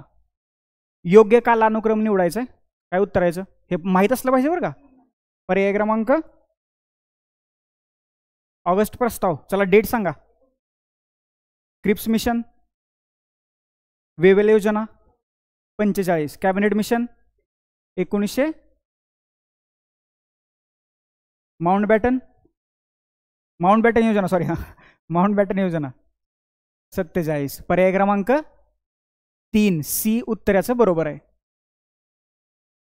भारतीय संघराज्य पद्धतीबाबत खालील विधान विचारात घ्या आणि अयोग्य विधान ओळखायचं आहे. काय वाटतंय? राज्यघटनेच्या पहिल्या भागात संघ आणि त्याचे भूप्रदेश बरोबर आहे का? आहे. राज्यघटनेत संघराज्य हा शब्दप्रयोग कुठेही आलेला नाही. आलाय का? कुठं आलाय? कुठं आलाय? संघराज्य हा शब्दप्रयोग आलाय की राज्याचा संघ आलाय? Yes, that's it. तर आलेला नाही. कुठंही भारताच्या राज्यघटनेत संघराज्य हा शब्दप्रयोग आलेला नाही. आर्टिकल 1 सांगतं भारत हा राज्यांचा संघ आहे, हे लक्षात ठेवा. एका घटनादुरुस्तीद्वारे हा शब्दप्रयोग आलाय, एका घटनादुरुस्तीत केलाय. ती घटनादुरुस्ती कोणती? बरं, जाऊ अजून सोपं करतो. आणीबाणीशी संबंधित एक महत्त्वाची घटनादुरुस्ती आहे की त्या घटनादुरुस्तीच्या माध्यमातून आणीबाणीविषयक ज्या तरतुदी आहेत त्याच्यामध्ये थोडेसे बदल करण्यात आले. काय आयडिया? आणीबाणी लावली कधी होती? राष्ट्रीय आणीबाणी कालच 50 वर्ष पूर्ण झालेत, परवाच 75ला, बरोबर? आलं लक्षात? आणीबाणी झाल्यानंतर एक घटनादुरुस्ती केली होती 44, आणि या 44व्या घटनादुरुस्तीत संघराज्य या शब्दाचा प्रयोग झाल्याचं आपल्याला लक्षात येते. परंतु राज्यघटनेत हा शब्दप्रयोग तुम्हाला कुठेही पाहायला मिळणार नाही. बी चुकीचं आहे. अखिल भारतीय सेवा संघराज्य तत्वाचा भंग करत नाहीत. काय वाटते? अखिल भारतीय सेवा, ऑल इंडिया सर्व्हिसेस संघराज्य तत्वाचा भंग करत नाहीत असं म्हटलंय. करतात का? तर करतात. तर हे सुद्धा विधान चूक आहे. अयोग्य विधान आपल्याला बाजूला काढायची होती. पर्याय क्रमांक बी, सॉरी, योग्य काय म्हटलंय, सी आणि डी. हा, हे बरोबर आहे. हे मी कसं काय चूक केलं? हे विधान बरोबर आहे. सी चूक आहे, हे डी चूक आहे. संघराज्यातून फुटून बाहेर पडण्याचा अधिकार राज्यांना आहे का? आहे. बरं, मला सांगा, राज्याच्या करारातून भारताचं संघराज्य निर्माण झालंय, हे वाक्य बरोबर आहे का चुकीचं आहे? नक्की? Yes, that's it. हे बरोबर आहे. तर हे फुटून बाहेर निघण्याचा त्यांना अधिकार नाही. राज्यामध्ये फोड करण्याचा अधिकार कोणाला आहे? म्हणजे सपोज आता फक्त कोणाला आहे? महाराष्ट्रातनं विदर्भ वेगळा काढायचा आहे, हे कोण काढेल? संसद काढेल भारताची. आलं लक्षात? ओके. सी आणि डी ही 2 विधानं चुकीची आहेत. पर्याय क्रमांक 2 जे आहे आपल्या प्रश्नाचं उत्तर आहे. अखिल भारतीय सेवा निर्माण करायची असेल तर सर्वाधिक अधिकार कोणाला देण्यात आलेले आहेत? राज्यसभा. आर्टिकल कलम 312 लक्षात ठेवा. अखिल भारतीय सेवा तेवढाच राज्यसभेला दिलेला विशेष अधिकार आहे. आता हा प्रश्न, भारतातील राज्यनिर्मितीबाबत खालील विधानांची सत्यता तपासून उत्तराचा योग्य पर्याय निवडा. एस.के. दार आयोगाने प्रशासकीय सोय या घटकावरती भर दिला, बरोबर आहे का? आयोग कधी आला होता? 1948ला. JVP समिती भाषाधारित राज्यनिर्मिती नाकारली, बरोबर आहे का? तर हे विधान बरोबर आहे. त्याच्या पुढचं सांगतो, पण गरज पडल्यास, काय म्हटले ते? पण गरज पडल्यास करू शकताय, परंतु त्यांनी नाकारली होती. लक्षात ठेवा. JVP समिती कधी आली होती? 1948 JVP समितीचा अध्यक्ष कोण होतं? आयोगाने याच्यावरती काय प्रश्न विचारला आहे की JVP समितीचा अध्यक्ष कोण होतं, याच्यावरती प्रश्न आलेला आहे. त्याला कोणीही अध्यक्ष नव्हतं. फजल अली आयोगाने एक भाषा एक राज्य हे तत्व नाकारलं, बरोबर आहे का? कधी आला होता फजल अली आयोग? 1953. काय उत्तर आहे योग्य विधानाचं? पर्याय क्रमांक 4 वरीलपैकी सर्व. पुढचा प्रश्न, भारतातील केंद्रशासित प्रदेशाबद्दल खालील विधानं विचारात घ्या आणि अचूक पर्याय निवडायचा आहे. केंद्रशासित प्रदेशांचे केंद्राशी असणारे संबंध एकात्मक स्वरूपाचे आहेत. आहेत का? आहेत का?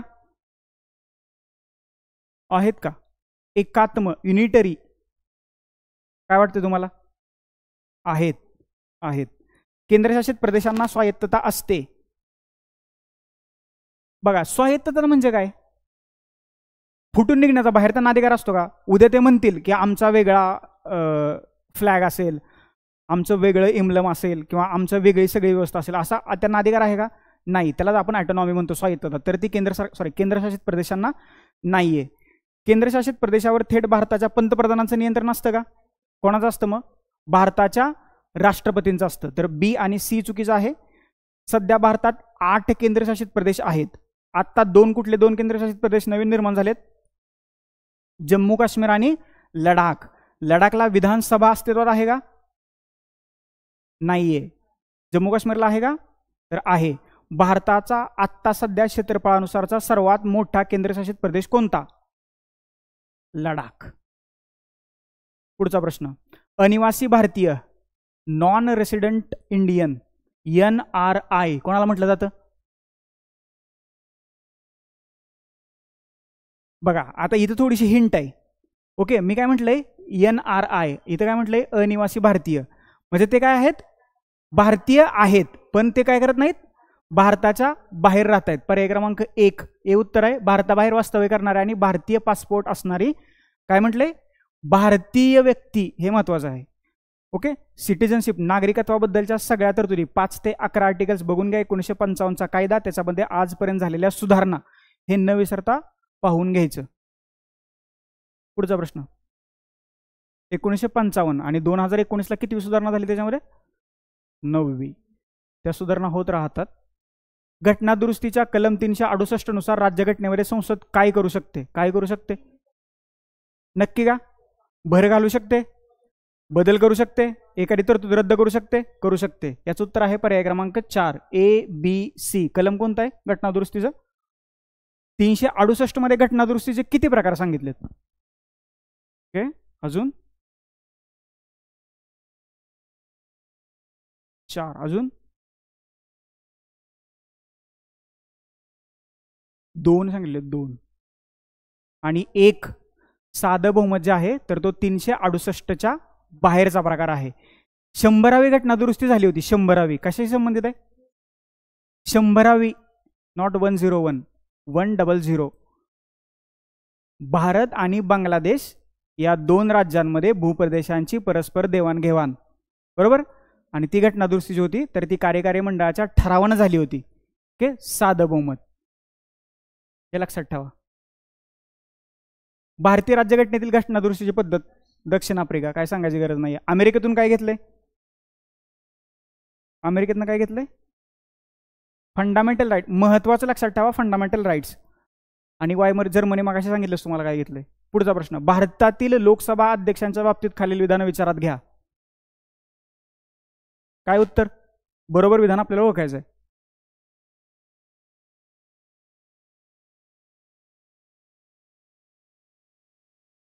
त्यांचं वेतन आणि भत्ते भारताच्या संचित निधीवर भारित असतात. बरोबर आहे का? बरोबर आहे. त्यांचं स्थान उपपंतप्रधानापेक्षा खालचं आहे. बरोबर आहे का? तर बरोबर आहे. पदतालिका एकदा चेक करा. ओके, पदतालिकेवरती आत्तापर्यंत 2 प्रश्न आलेत फक्त आयोगाच्या, त्याच्यामुळे आत्ता येऊ शकतो. त्यांना पदावरून दूर करण्याच्या ठरावात त्यांना बोलण्याचा अधिकार नसतो. असतो का? ओके, निर्णायक मत देऊ शकतात का तिथे त्यावेळेस? त्यांना काढून टाकायचं. आता सपोज येतं, आता लोकसभा आपली भरली आहे. ओके, XYZ व्यक्तीला काढून टाकायचं आहे आणि ती व्यक्ती सभागृहात हजर आहे. ती व्यक्ती बोलू शकते, परंतु जर का निर्णायक मतदान करू शकते का? नाही. ओके, त्यांना समान मत विभागणीशिवाय मत देता येत नाही. ए, बी आणि डी बरोबर आहेत. पर्याय क्रमांक 1 आपल्या प्रश्नाचं उत्तर आहे. पुढचा प्रश्न, खालीलपैकी कोणाला भारतीय राज्यघटनेचा संरक्षक म्हणून ओळखलं जातं? कोणाला? बरोबर, सर्वोच्च न्यायालय. भारतात सर्वोच्च कोण आहे? कोणीच नाही. बर, संसद. अजून काय, कोणाला काय वाटतंय? काही जणांना संसद वाटतंय. ओके, राज्यघटना. अजून? ओके, अजून? याच्यापेक्षा वेगळं उत्तर? Yes, we the people. आलं लक्षात? भारताच्या संविधानाच्या प्रिअम्बलची सुरुवात कशाने झाली? आम्ही भारताचे लोक. भारतात सर्वोच्च कोण आहे? हे चाललंय सगळं कशासाठी चाललंय? लोकांसाठी चाललंय ना, बरोबर. लोकांना सत्ता का मिळवायचे? जनतेची सेवा करण्यासाठी, बरोबर. आणि हे जी सगळी व्यवस्था किंवा जी सिस्टीम भारतात उभी राहते किंवा कुठल्याही लोकशाही व्यवस्थेत उभा राहते, तर तिला राहते लोकांचं कल्याण, पब्लिक वेलफेअर. ओके, कल्याणकारी राज्याची निर्मिती करणं आणि ते कल्याणकारी राज्याची झालेली निर्मिती टिकवून ठेवणं, हे त्याच्यासाठी चाललंय. म्हणजे भारतात सुप्रीम कोण आहे? नॉट सर्वोच्च न्यायालय. सर्वोच्च न्यायालयाचा इंग्लिश काय असेल? सुप्रीम कोर्ट म्हणतो. पण सुप्रीम कोर्ट सुप्रीम नाही आहे भारतात. भारतात सुप्रीम आहे भारतातली जनता, हे लक्षात ठेवा. भारताच्या राज्यघटनेच्या सरनाम्यात खालीलपैकी कोणत्या स्वातंत्र्याचा उल्लेख करण्यात आलेला नाही? बाकी सगळी स्वातंत्र्य तिथं आहेत. विचार आहे, अभिव्यक्ती आहे, विश्वास आहे, बरोबर. कलम 19(1)(a) सध्या चर्चेत आहे. का चर्चेत आहे? समय रैना, इंडियाज गॉट लॅटेंट. ओके, त्याच्यामुळं हे 19(1)(a) चर्चेत आहे, अभिव्यक्ती स्वातंत्र्य. आणि कलम 19(1)(a) मध्ये त्याच्यावरची बंधनं सांगितलेली आहेत. ते थोडंसं पाहून घ्या. घटनादुरुस्तीबद्दल खालील विधानं विचारात घ्या. घटनादुरुस्ती विधेयकाला भारताच्या राष्ट्रपतींची पूर्वपरवानगी आवश्यक असते का? आवश्यक असते? हां, नसते. पहिलं विधान काय? तर आपल्याला काय करायचं होतं? योग्य विधान निवडायचे. पहिलं विधान गेलं. घटनादुरुस्ती विधेयकाला राष्ट्रपतींना मान्यता द्यावीच लागते. खरं आहे का खोटं आहे? मला नाही माहित, सांगा तुम्ही. द्यावी लागते? द्यावीच लागते. च लावलंय. घटनादुरुस्ती कोणती त्याच्याशी संबंधित? 24वी घटनादुरुस्ती 1971 नुसार असं सांगितलं की भारताच्या राष्ट्रपतींना घटनादुरुस्ती विधेयकाला मान्यता द्यावीच लागेल, बरोबर. बी विधान बरोबर आहे. घटनादुरुस्तीसाठी संयुक्त बैठकीची तरतूद नाही का? आहे नाही. संयुक्त बैठकीचं कलम कोणतं आहे? 108. संयुक्त बैठक कोण बोलवतं? याचे अध्यक्ष कोण असतात संयुक्त बैठकीचे? ते नसतील तर? उपसभापती पण नसतील तर? राज्यसभेचा उपाध्यक्ष, हे लक्षात ठेवायचं. पुढचा प्रश्न, खालीलपैकी संविधानिक संस्था किंवा आयोग कोणता? संविधानिक विचारलंय, कॉन्स्टिट्यूशनल इंग्लिशमध्ये. नक्की? राष्ट्रीय कायदा आयोग, नॅशनल लॉ कमिशन. राष्ट्रीय मानवाधिकार आयोग, नॅशनल ह्युमन राईट कमिशन. राष्ट्रीय मागासवर्गीय ओबीसी आणि राष्ट्रीय ग्राहक कंझ्युमर डिस्प्यूट रिड्रेसल कमिशन. काय वाटतंय? एबीसी? Only C, ABC. अजून याच्यापेक्षा वेगळं? याच्यापेक्षा वेगळं काय? घटनात्मक आणि बिगर घटनात्मक याच्यातला फरक समजतो? घटनात्मक म्हणजे ज्याच्यासाठी राज्यघटनेत डेडिकेटेड वेगळी आर्टिकल्स आहेत, त्याला घटनात्मक म्हणायचं. आणि बिगर घटनात्मक म्हणजे काय? की जे आयोग किंवा संस्था कायदेमंडळानं कायदा करून किंवा कार्यकारी मंडळाच्या निर्णयानुसार स्थापन झालेले आहेत, तर त्यांना नॉन कॉन्स्टिट्युशनल किंवा बिगर घटनात्मक संस्था किंवा आयोग म्हटलं जातं. राष्ट्रीय कायदा आयोग नाहीये, लॉ कमिशन स्थापन केलं जातं. आत्ता किती येणार आहे? 23वा लॉ कमिशन, बरोबर. राष्ट्रीय मागासवर्गीय आयोग, याच्यासाठी मी तुम्हाला एक आर्टिकल सांगितलं होतं मागच्या प्रश्नात. Article 338B. Okay, note down करा. आणि बाकी मानवाधिकार आयोग कायद्यानुसार स्थापन झालाय, हा पण कायद्याने स्थापन केलेला आहे. पर्याय क्रमांक सी जे आहे तर ते आपल्या प्रश्नाचं उत्तर आहे. 338 मध्ये कशाची तरतूद आहे? Okay, schedule caste 338A schedule tribe आणि 338B ओके बॅकवर्ड ओबीसी. भारतीय न्यायमंडळाबाबत खालील विधाने विचारात घ्या आणि बरोबर विधान ओळखायचं आपल्याला. बरोबर काय वाटते? अजून एक तुम्हाला एक गोष्ट सांगतो महत्वाची, तुम्ही बोला म्हणजे चुकीचं का असं ना, परंतु ते बोला, नाहीतर मग काय ह्याला आपण म्हणून म्हणजे राऊंड टेबल डिस्कशन आहे की मांडा तुमचं मत मांडा, काय चुकल्याच्यापेक्षा काय होणार आहे, सगळे बरोबर आहेत. न्यायालयाच्या आव्हानाबद्दल कायदा करण्याचा अधिकार संसदेला आहे. आहे का? आहे का? संसदेला आहे. आणि शिक्षा झाली तर शिक्षा देण्याचा अधिकार कोणाला आहे? न्याय संस्थेला आहे. प्रशांत किशोर नाव ऐकले? सर्वोच्च न्यायालयावरती त्यांनी टीका केली होती. त्यांना शिक्षा काय केली? किती दंड दिला? 1 रुपया. सर्वोच्च न्यायालयाने काय दाखवून दिलं याच्यापेक्षा? याच्यावरून काय दाखवून दिलं? आमच्यापेक्षा मोठं कोणीही नाहीये आणि आमचा अपमान कोणीही केला ते सर्वोच्च न्यायालयाचे माजी न्यायाधीश राहिलेले आहेत प्रशांत किशोर. ओके, त्यांना 1 रुपया दंड केला. याचा अर्थ काय की सर्वोच्च न्यायालयावरती जर का तुम्ही टीका केली ओके तर त्याला शिक्षा करण्याचा अधिकार कोणाला आहे? सर्वोच्च न्यायालयाला आहे. ओके, एक बरोबर आहे. भारताचं संविधान दिवाणी आणि फौजदारी अवमान या संकल्पना स्पष्ट करतं. करतंय का? करतंय. भारताचं संविधान न्यायालयांना त्यांच्या अवमानाबद्दल शिक्षा करण्याचा अधिकार देतं. बघा, हे 2 प्रश्न 2 वाक्य लक्षात ठेवा, वेगवेगळे आहेत. अवमानाबद्दल कायदा करण्याचा अधिकार कोणाला आहे? संसदेला. आणि शिक्षा देण्याचा अधिकार कोणाला आहे? न्यायालयांना. हे लक्षात ठेवा. हे दोन्ही क्रॉस आहेत आणि जर का हे दोन्ही क्रॉस करून एकच प्रश्न तयार केला तर 101% सांगतो तुमचं उत्तर चुकणार.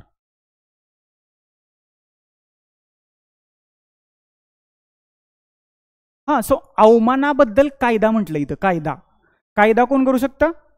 संसद. आता एक मिनिट आहे का, कायदा कोण करू शकतं? संसद. न्यायालयाचा अवमान झालाय त्याला शिक्षा कोण देऊ शकतं? बरं, असं ब्रॉडली लक्षात ठेवा. शिक्षा काय देण्याचा अधिकार कोणाला आहे भारतात? न्यायालयांना. मग जर का न्यायालयाचाच अवमान झाला असेल शिक्षा कोण देईल? संसद देईल की न्यायालय देईल? लॉजिक आहे, न्यायालय देईल. संपला विषय. दोन्ही विधानं बरोबर आहेत. ओके, हे असं लक्षात ठेवा. भारतीय न्यायव्यवस्था संमिश्र कायद्यांवरती आधारित आहे. आहे का? आहे. वेगवेगळ्या कायद्यांचं एकत्रीकरण करून मग ही न्यायव्यवस्था स्थापन झाली आहे. पर्याय क्रमांक 1 आपल्या प्रश्नाचं उत्तर आहे. वरील सर्व विधानं बरोबर आहेत. आतापर्यंत किती मतदारसंघ पुनर्रचना आयोगाची स्थापना करण्यात आली आहे? कुठले कुठले वर्ष सांगा जरा पटपट पटपट, लक्षात असतील तर. पहिल्यापासून सांगा. पहिल्यापासून सांगा म्हणजे 71ला 72ला आलाय पण पहिल्यापासून सांगा. 52, 62, 72, 2002. 52, 62, 72, 2002. आर्टिकल कोणतं लिहून ठेवा लगेच? आर्टिकल 82, 82. पर्याय क्रमांक याचं उत्तर किती आहे? पर्याय क्रमांक 4 आणि 4च आयोग आलेले आहेत. पुढचा प्रश्न, धन विधेयक. काय प्रश्न नीट वाचा जरा. हां, हे झाले सगळ्यांची तयारी आहे वाचायची तर असू द्या. हां, एक 10 मिनिटं. तर भावी अधिकारी हे कंटाळ नाही. कलम 109 मध्ये धन विधेयकासंबंधी विशेष प्रक्रिया सांगितली का?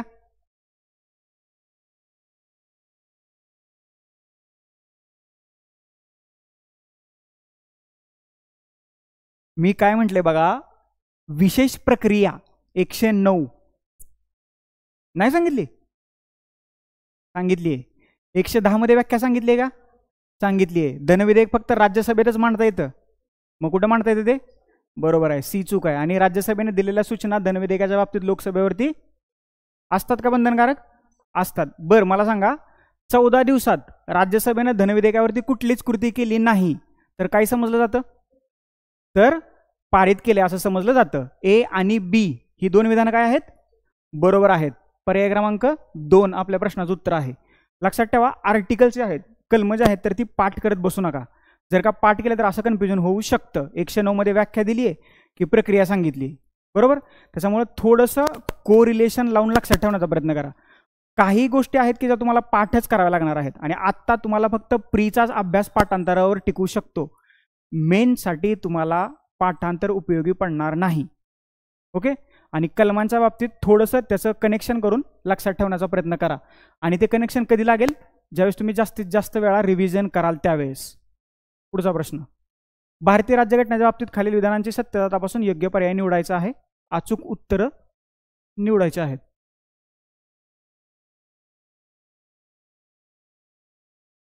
सांगा.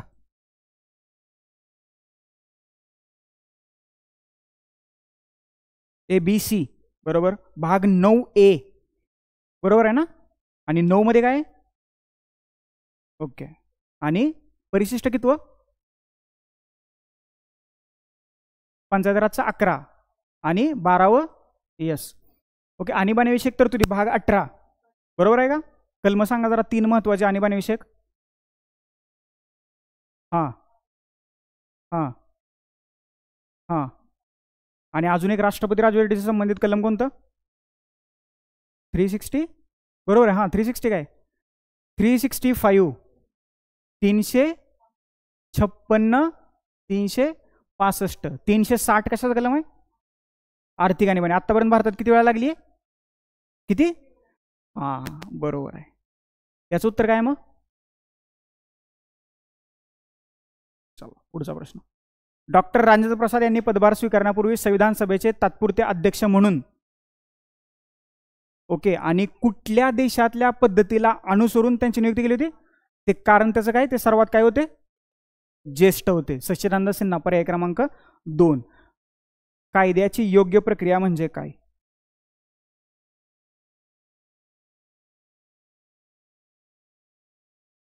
काय वाटते? बी आणि सी. नैसर्गिक न्यायाचे तत्व कायद्याने स्थापित प्रक्रिया. ओके. सी नाही येणार. ओके. अजून करतो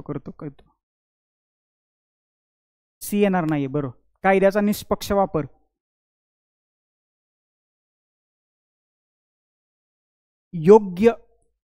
योग्य प्रक्रिया. प्रक्रिया योग्य आहे की अयोग्य आहे हे ठरवलं कसं जातं? नॅचरली काय सांगितलं गेले त्याच्यामध्ये. ओके. म्हणजे सपोज 2 व्यक्ती आहेत ए आणि बी. ओके. याच्यातल्या एकाने चोरी केली, याच्यातल्या एकाने चोरी केली नाही. हे ठरवलं कसं जातं? ओके. नॅचरली जे काही पुरावे मिळतील त्या पुराव्यांच्या आधारे. आणि कायद्याची योग्य प्रक्रिया म्हणजे मग काय? नैसर्गिक न्यायाचे तत्व. नैसर्गिक न्याय म्हणजे काय? जो सर्वांना मान्य आहे असा न्याय. आणि जर का सर्वांना मान्य असणारा न्याय असेल तर ती काय असते? कायद्याची योग्य प्रक्रिया असते. म्हणजे फॉर एक्झाम्पल याच्यातल्या एकाने चोरी केली हे माहीत आहे, मग दोघांना शिक्षा द्यायची का? नाही द्यायची. मग इथं नैसर्गिक न्यायाचं तत्व लागू होईल का? नाही होणार. आणि जर का नैसर्गिक न्यायाचं तत्व लागू नाही झालं तर मग तिथं कायद्याची योग्य प्रक्रिया तुम्ही पार कशी पाडणार? ओके. कायद्याची योग्य प्रक्रिया म्हणजे नैसर्गिक न्यायाचं तत्व. मागच्या वर्षी ग्रुप बी ला आय थिंक प्रिलिमला धर्मनिरपेक्षतेवरती त्यांनी असा प्रश्न विचारला या पॅटर्नमध्ये. धर्मनिरपेक्षता म्हणजे काय? तर हे थोडंसं पाहून घ्या. 71 लोकसभेचं विसर्जन झाल्यानंतर काय होतं? कोणती घटना घडते? काय होतं?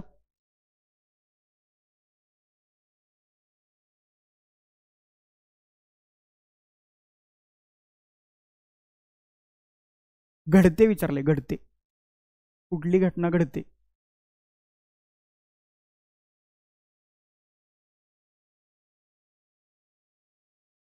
काय उत्तर? 3 4 काय? ओके. 1 किंवा 3. पर्याय क्रमांक 3. बघा, लोकसभेतील प्रलंबित विधेयक रद्द होतं का? लोकसभेतील प्रलंबित विधेयक रद्द होत नाही. लोकसभेचं विसर्जन म्हणतो मी, तहकुबी किंवा बरखास्त नाही. विसर्जन जर का झालं तर म्हणजे एखादं सरकार सत्तेतूनच गेलं, लोकसभेचं विसर्जन झालं तर प्रलंबित विधेयक रद्द होतात का? होतात. बरोबर आहे. लोकसभेने मंजूर केलेलं परंतु राज्यसभेत प्रलंबित असलेलं विधेयक रद्द होतं का? होतं का? लोकसभेनं पास केलं एखादं विधेयक बिल आणि ते राज्यसभेत गेले परंतु इकडे लोकसभा विसर्जित झाली तर ते रद्द होतं का? होतं की नाही? होतं. तर बी सुद्धा बरोबर आहे. बरं, दोन्ही सभागृहात विधेयक मंजूर झालेत परंतु राष्ट्रपतीने त्याला काय बोलवलंय, संयुक्त बैठक बोलवली. रद्द होतं का, नाही होत. ते तसंच पुन्हा राहतं, पुण्याने नव्याने ते चर्चेला येतं. हे विधान चुकीचं आहे. राज्यसभेत चर्चेला असणारं परंतु लोकसभेकडे न आलेले विधेयक रद्द होत नाही, कारण राज्यसभा काय आहे, स्थायी सभागृह आहे. ज्यावेळेस नवीन लोकसभा गठीत केली जाईल ते राज्यसभेतलं विधेयक कुठे येतं, लोकसभेत. मग त्याच्यावरती चर्चा होते, मग तो मंजूर होतं आणि मग त्याचं कायद्यात रूपांतर होतं. पर्याय क्रमांक 3 या प्रश्नाचं उत्तर आहे. पुढचा प्रश्न, भारतीय राज्यघटनेच्या कलम 32 नुसार प्रतिषेध प्राधिलेख म्हणजे खालीलपैकी योग्य पर्याय निवडा. काय प्रतिषेध, प्रतिषेध न्यायालयाशी संबंधित आहे. कनिष्ठ न्यायालयाला एखाद्या खटल्यात कार्यवाही सुरू ठेवण्यास मनाई करणं म्हणजे काय, एखादं वरिष्ठ न्यायालय असेल आणि कनिष्ठ न्यायालयासमोर जर का एखादा खटला चालू असेल तर वरिष्ठ न्यायालय त्याला सांगतं की हा खटला तुम्ही पुढे सुरू ठेवू नका आणि हा खटला वर्ग करून घेतला जातो वरिष्ठ न्यायालयात, त्याला म्हणतात प्रतिषेध. पुढचा प्रश्न, योग्य नसलेला पर्याय निवडायचा. वाचा प्रश्न.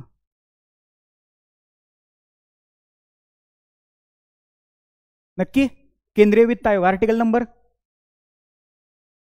Finance commission of India 280. Okay, हे आहे का 73व्या घटनादुरुस्तीशी संबंधित, नाहीये, कारण ही कसली बॉडी आहे. यस, राज्य वित्त आयोगाचं कलम सांगा. आणि यस, जिल्हा नियोजन समितीचं डी 243D आणि राज्य निवडणूक आयोग,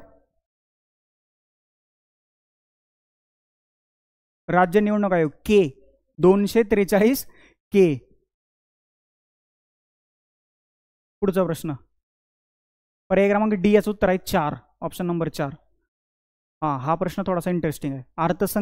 अर्थसंकल्प लोकसभेने मंजूरच नाही केला तर काय होईल.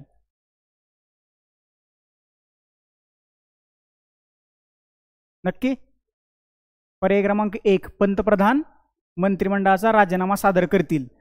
केंद्रीय अर्थसंकल्पाचा कलम 112, राज्याचा अर्थसंकल्प 202. मूलभूत कर्तव्य राज्यघटनेत नमूद नाही.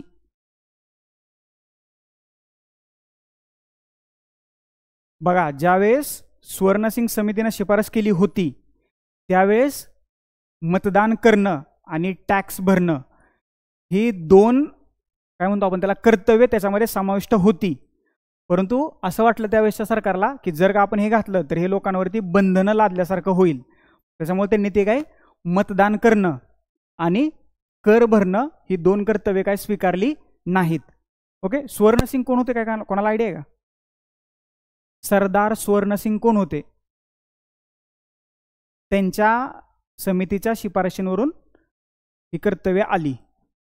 42वी घटनादुरुस्ती. कोण होतं स्वर्णसिंग स्वर्णसिंग कोण होते, सरदार स्वर्णसिंग.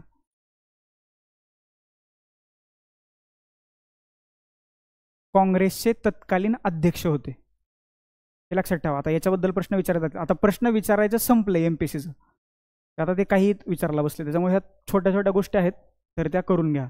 भारताच्या सर्वोच्च न्यायालयाच्या प्रारंभिक अधिकार क्षेत्रात खालीलपैकी कशाचा समावेश होत नाही. कशाचा होत नाही. बरं बघा, केंद्र आणि एक अथवा अनेक घटक राज्य यांच्यातील वाद, बरोबर आहे का. प्रारंभिक अधिकार क्षेत्र आहे का, हे आहे ना, आहे. बरं, केंद्र आणि केंद्रशासित प्रदेशातील वाद, मी मगाशी सांगितले केंद्रशासित प्रदेशावरती डायरेक्टली नियंत्रण कोणाचं असतं, भारताच्या राष्ट्रपतीचं. आणि जर का भारताच्या राष्ट्रपतीचं नियंत्रण असेल तर मग ते प्रारंभिक अधिकार क्षेत्रात येईल का, काही संबंध नाहीये. पर्याय क्रमांक 2 चुकीचं उत्तर आहे, म्हणजे तो ऑप्शन आहे आपला आणि तेच आपल्या प्रश्नाचं उत्तर आहे. केंद्र एखादं घटक राज्य आणि बरं, प्रारंभिक अधिकार क्षेत्र म्हणजे काय की एखादा खटला फक्त सर्वोच्च न्यायालयातच मांडला जातो केंद्राच्या बाबतीत, किंवा एखादा खटला फक्त राज्याच्या हायकोर्टातच मांडला जातो, त्याला राज्याचं प्रारंभिक अधिकार क्षेत्र म्हणतात. पर्याय क्रमांक 2 चुकीचा आहे. बाकीचे 3 ऑप्शन आहेत तर ते सर्वोच्च न्यायालयाचं प्रारंभिक अधिकार क्षेत्र आहे. राज्यसभेचे विशेष अधिकार,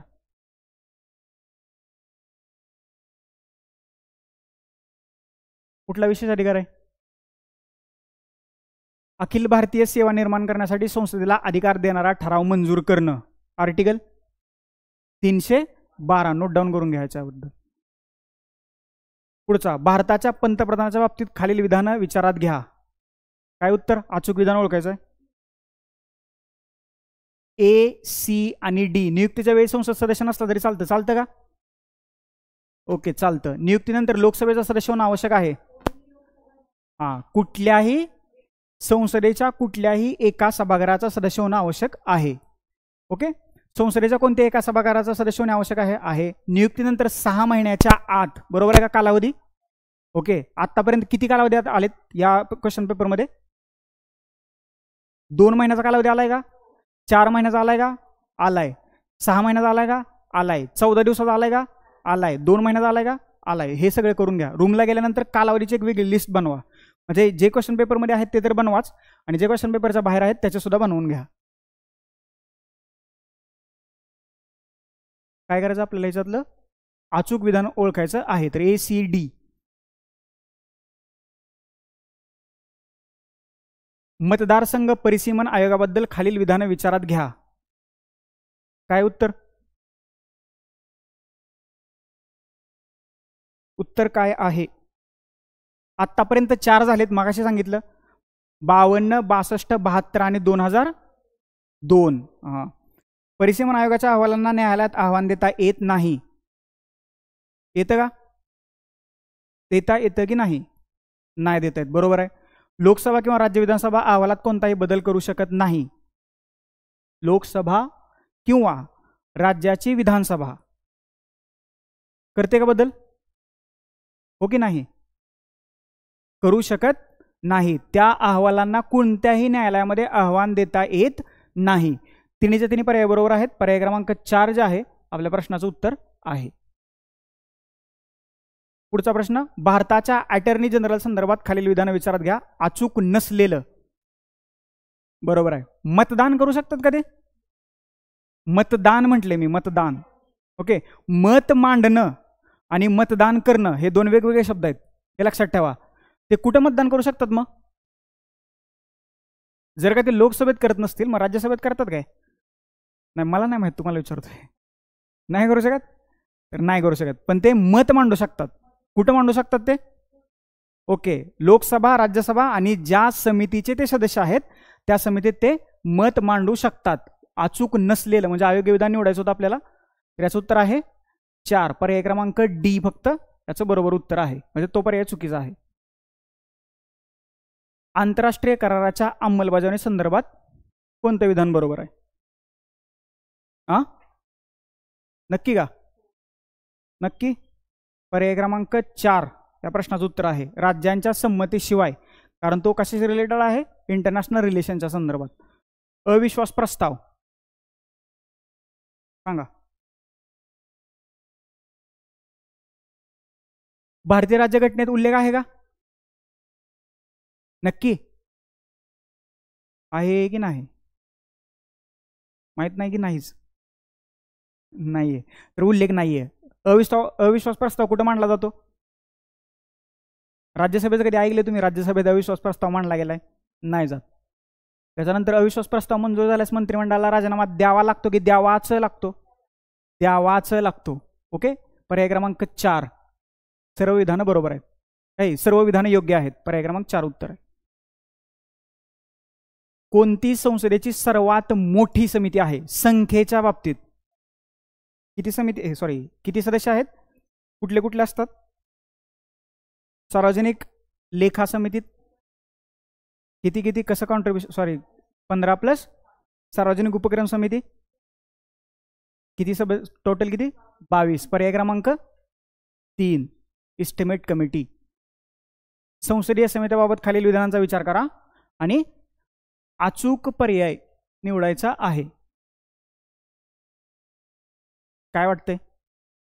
अजून एक तुम्हाला मी थोडीशी हिंट देतो. हे आयोगाच्या क्वेश्चन पेपरच्या बाबतीत इथे लागू करायचं नाही. आयोग हा पर्याय ना, हा पर्याय जर का हा पर्याय 4 सोडून इतर ठिकाणी हलवत असेल ना तर ते उत्तर असतं त्याचं. आत्ता सांगतो हे रिस्की आहे, नाहीतर तुम्ही एक्झामला गेल्यानंतर असं कराल ओके, ऐकून घ्या, अजून एकदा सांगतो.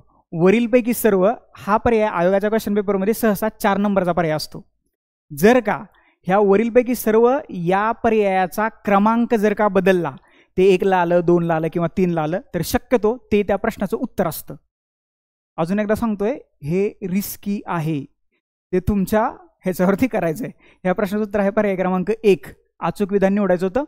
स्थायी आणि तदर्थ अशा 2 प्रकारच्या समिती असतात. स्थायीचा अर्थ माहिती आहे ना इंग्लिशमध्ये, परमनंट, आणि तदर्थ म्हणजे काय, हां, ॲड होक म्हणतात त्याला. आत्ता एक वन नेशन वन इलेक्शनसाठी जी समिती नेमली आहे ती कोणत्या प्रकारची आहे? ओके, कशी आहे ती, परमनंट आहे की कशी आहे? थोड्या कालावधीसाठी नेमली ना, बरोबर. आणि ती संसदेची कसली समिती आहे? जॉईंट पार्लमेंटरी कमिटी आहे, संयुक्त आहे. त्याच्यात राज्यसभा लोकसभा सगळेच आहेत. सार्वजनिक उपक्रम समिती ही वित्तीय आहे. संसदीय समितीचा अहवाल सरकारवर बंधनकारक असतात की नसतात? जर का बंधनकारक असल्या असत्या तर बऱ्याचशा चांगल्या सुविधा घडल्या झाल्या असत्या, नसतात. संयुक्त संसदीय समिती तदर्थ प्रकारची समिती आहे, बरोबर आहे. लक्षात ठेवा, एक देश एक निवडणूक, इलेक्शन कमिशन ऑफ इंडिया, इलेक्शनशी संबंधित तरतुदी, त्या समितीचे अहवाल हे तुम्हाला मेनसाठी कामाला येऊ शकतं. त्याच्याबद्दल चांगलं वाचन करून ठेवा. पंचायत राज व्यवस्थेचा मूलभूत उद्देश नक्की का, की काय दुसरं काय करायचं होतं? लोकांचा सहभाग वाढवायचा होता असं काय? नाही, असू शकतं. नाही, तुम्हाला 2 नाही गोल करायचे, एकच करायचं आहे. सगळ्यात योग्य काय? राजकीय जबाबदारी वाटून घ्यायची होती. असं वाटत नाही का झालंय डिवायडेशन? कारण जर का मी आता आपण एक एक्झाम्पल सेट करूया, जर का ग्रामपंचायती नसल्याच असल्या, म्हणजे नसत्याच, तर काय झालं असतं? म्हणजे जिल्हा परिषद नाही आहे, पंचायत समिती नाही आणि ग्रामपंचायत पण नसतीच भारतात, काय झालं असतं? केंद्र सरकारवरचा बोजा वाढला असता ना. ओके, योजनाची अंमलबजावणी झाली असती का? नसती झाली. जे आपला मेन हेतू आहे लोककल्याण, पब्लिक वेलफेअर, झालं असतं का? नसतं. मग तुम्हाला हे का वाटलं नाही राजकीय जबाबदारीचे विभाजन झाले? म्हणजे झाले विभाजन, पण मुख्य मूलभूत उद्देश काय आहे? लोकशाहीचं विकेंद्रीकरण करायचं होतं, डिसेंट्रलायझेशन ऑफ डेमोक्रेसी. झाली का त्यांनी? झाली का? वाटते का? अहो नाही झाली. कशी काय झाली म्हणताय तुम्ही? म्हणजे मी माझं पर्सनल ओपिनियन सांगतोय. जर का एखाद्या गावातली सरपंच महिला असेल तर गावाचा सरपंच कोण असतं? यस. आणि सरपंच पती नावाचा एक शब्दप्रयोग सध्या चर्चेत आहे, थोडंसं वाचून घ्या त्याच्याबद्दल. आलं लक्षात? म्हणजे जो मेन हेतू होता, मुख्य हेतू लोकशाहीचं विकेंद्रीकरण व्हावं, तर सध्या ते आपल्याला झालेलं दिसत नाही. ओके, पर्याय क्रमांक 1 याचं उत्तर आहे. भारतीय संघराज्याच्या संदर्भात कुठलं वैशिष्ट्य नाही? सांगा काय उत्तर?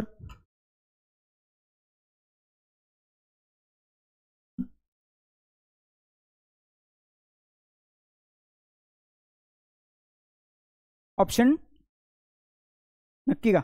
स्वतंत्र न्यायव्यवस्था आहे का भारतात? स्वतंत्र न्यायव्यवस्था आहे का?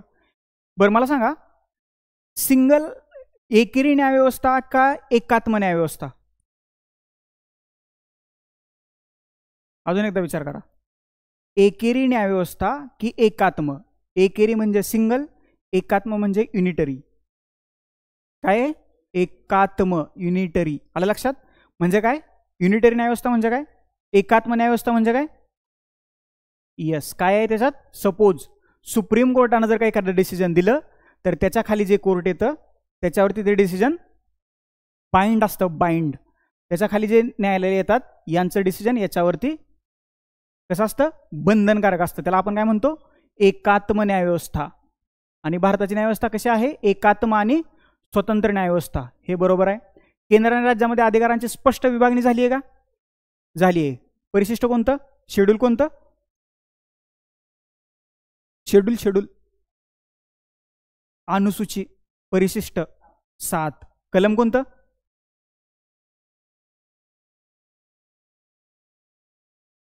(246). राज्यांना राज्यसभेत असमान प्रतिनिधित्व देण्यात आले. समान आहे की असमान आहे? असमान आहे. त्याचा आधार बेस काय आहे? लोकसंख्या. आणि राज्यांच्या कराराचा परिणाम म्हणून अस्तित्वात आले संघराज्य. आले का? नाही. बरं, राज्यांच्या कराराचा परिणाम म्हणून काय अस्तित्वात आले? USA. हे लक्षात ठेवा. याचं उत्तर काय आहे मग? चुकीचं विधान निवडायचं होतं. पर्याय क्रमांक 4. राज्यपालांची निवड करताना संबंधित व्यक्ती त्या राज्याबाहेरील व्यक्ती असावी अशी शिफारस कुठल्या समितीने केली? तिथे सरकारी झालंय, ते सरकारी या पाहिजे. ओके, प्रिंटिंग मिस्टेक आहे ती. पर्याय क्रमांक 3 आपल्या प्रश्नाचं उत्तर आहे 1983 चा. हे लक्षात ठेवा. ते करा बरं का, न विसरता. सरकारी नाहीये ते, सरकारी आहे असं तुम्ही वाचलं असेल. हा, भारतीय राज्यघटनेतील कोणत्या कलमानुसार? कलम 21, right to life. Right to life, article number 21. UPSCचा प्रश्न आहे 2013चा. हे माहितच असेल तुम्हाला. म्हणजे UPSC तिथून सुरुवात केली होती, आता किती अवघड प्रश्नापर्यंत पोहोचली बघा. जर का तुम्ही डिस्क्रिप्टिव्ह पॅटर्ननुसार परीक्षेचा अभ्यास करणार असाल, किती जण आहेत? सगळे डिस्क्रिप्टिव्हनुसार करणार. एक गोष्ट लक्षात ठेवा प्रकर्षानं, बरीचशी लोक सांगतात UPSCच्या प्रश्नांचा सराव करा, UPSCच्या प्रश्नांचा सराव करा. मी म्हणतोय करू नका. का करू नका? 2013ला UPSCचा ज्यावेळेस पहिल्यांदा सिलेबस बदलला होता, तर UPSCने प्रश्न कसे विचारले होते? उदाहरणार्थ PSR ऑप्शनला आहे त्यांच्याबद्दल सांगतो. PSR ऑप्शनचा पेपर 1 मधला सेक्शन A मधला एक टॉपिक आहे राजकीय सिद्धांत. UPSCचा प्रश्न आलता राजकीय सिद्धांत म्हणजे काय, असा प्रश्न आलता UPSCचा. आणि आत्ता राजकीय सिद्धांतावर जर का त्यांना प्रश्न विचारायचा असेल UPSCला 2025 मध्ये, ते कसे विचारतायत? राजकीय सिद्धांत म्हणजे काय सांगून राजकीय सिद्धांताचे प्रकार सांगा आणि वेगवेगळ्या तज्ज्ञांची मतं स्पष्ट करा. 3 टॉपिक एकत्र केलेत. त्याच्यामुळे MPSC एवढे अवघड प्रश्न विचारणार नाही. जे प्रश्न सोपे आहेत, ज्या म्हणजे सिलेबस आहे, सिलेबसवरती आधारित जेवढे प्रश्न तुम्हाला तयार करता येतील तेवढे प्रश्न तयार करा आणि तेच प्रश्न सोडवा. त्याच्या बाहेर जाऊ नका. बाहेर गेला तर तुमचं नुकसान आहे. त्याच्यामुळे जसा सिलेबस आहे सिलेबसवरचे पॉईंट तयार करा आणि ते पॉईंट प्रश्नात कन्वर्ट करा आणि त्याच प्रश्नाची उत्तरं लिहिण्याचा प्रयत्न करा. पुढचा प्रश्न, काय उत्तर? अयोग्य विधान निवडायचंय. पंडित नेहरूंच्या काळात पहिली घटना दुरुस्ती झाली. 6व्या अनुसूचित 4 राज्य आहेत, कुठली कुठली? आसाम, मेघालय, त्रिपुरा, मिझोराम. 12व्या अनुसूचित किती विषय आणि घटना दुरुस्ती कोणती? घटना दुरुस्ती 74. साल 92 आणि लागू 1993. हे लक्षात ठेवा. काय करायचं होतं? अयोग्य विधान आपल्याला ओळखायचं होतं. पर्याय क्रमांक 4 यापैकी नाही. हा एक प्रश्न आहे. काय? सी, संविधानिक सरकार म्हणजे काय? काय वाटते? कायदे मंडळाचे सरकार, बहुपक्षीय सरकार, लोकप्रिय सरकार, मर्यादित सरकार की सरकार? संविधानात काय सांगितले? भारताच्या संविधानात काय सांगितले? व्यवस्था कशी असावी, बरोबर? किंवा कायदे मंडळ, कार्यकारी मंडळ आणि न्यायमंडळ यांच्यातल्या अधिकारांची विभागणी सांगितली, बरोबर? म्हणजे काय? कायदे मंडळाला कार्यकारी मंडळाच्या कार्यात हस्तक्षेप करता येणार नाही किंवा कार्यकारी मंडळांना न्यायमंडळाच्या कार्यात हस्तक्षेप करता येणार नाही. याला आपण काय म्हणतो? PSR ऑप्शन आहे का कोणाचा? Principle of checks and balance ऐकले का? सत्ता संतुलनाचं तत्व. फॉर एक्झाम्पल कसं? एक असेल कायदे मंडळ, एक असेल न्यायमंडळ आणि एक असेल कार्यकारी मंडळ. हे तिघे जे आहेत ना, हे इक्वल लेवलला आहेत. म्हणजे कायदे मंडळ, न्यायमंडळ किंवा कार्यकारी मंडळाच्या कार्यात हस्तक्षेप करू शकत नाही, तसं राज्यघटनेत सांगितलेलं नाहीये. किंवा कार्यकारी मंडळ, कायदे मंडळ किंवा न्यायमंडळाच्या कार्यात हस्तक्षेप करू शकत नाही. म्हणजे यालाच काय आपण म्हणतो? सत्ता संतुलनाचं तत्व, principle of checks and balance. म्हणजे हे तिघही एकाच लेवलला राज्यघटनेने आणून ठेवलेले आहेत. म्हणजेच काय? संविधानिक सरकार म्हणजे मर्यादित सरकार. सगळ्यांना त्यांचं लिमिट घालून दिले. म्हणजे कायदे मंडळानं काय करायचं हे राज्यघटनेत सांगितले, बरोबर? न्यायमंडळानं काय करायचं हे सुद्धा राज्यघटनेत सांगितले. संविधानिक सरकार म्हणजे मर्यादित स्वरूपाचं सरकार. पर्याय क्रमांक 3. पुढचा प्रश्न, 26 जानेवारी 1950ला भारताची स्थिती काय होती? काय? सार्वभौम लोकशाही गणराज्य. नक्की का की लोकशाही गणराज्य फक्त? विचार करा जरा. हे तर तुम्ही काढून टाकू शकता. कुठले कुठले काढून टाकू शकता? धर्मनिरपेक्ष आणि हे 2 गेले. काय वाटतं आता? पर्याय क्रमांक 3च बरोबर आहे, कारण सार्वभौम तर होतोच आपण. पर्याय क्रमांक 3.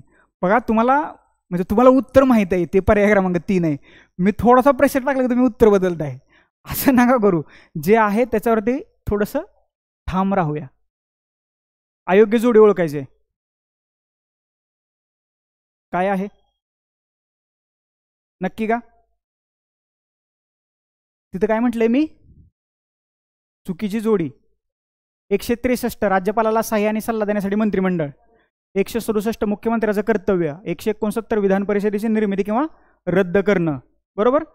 भारतातल्या किती राज्यात सध्या विधान परिषद हे दुसरं सभागृह अस्तित्वात आहे? राज्य सांगाल? हा, महाराष्ट्र, कर्नाटक, तेलंगणा, हा हा हा आणि बिहार. या 6 राज्यात विधान परिषद अस्तित्वात आहे. कलम 169. बरं, संसद स्वतःहून एखाद्या राज्यात विधान परिषद निर्माण करू शकते का? संसद.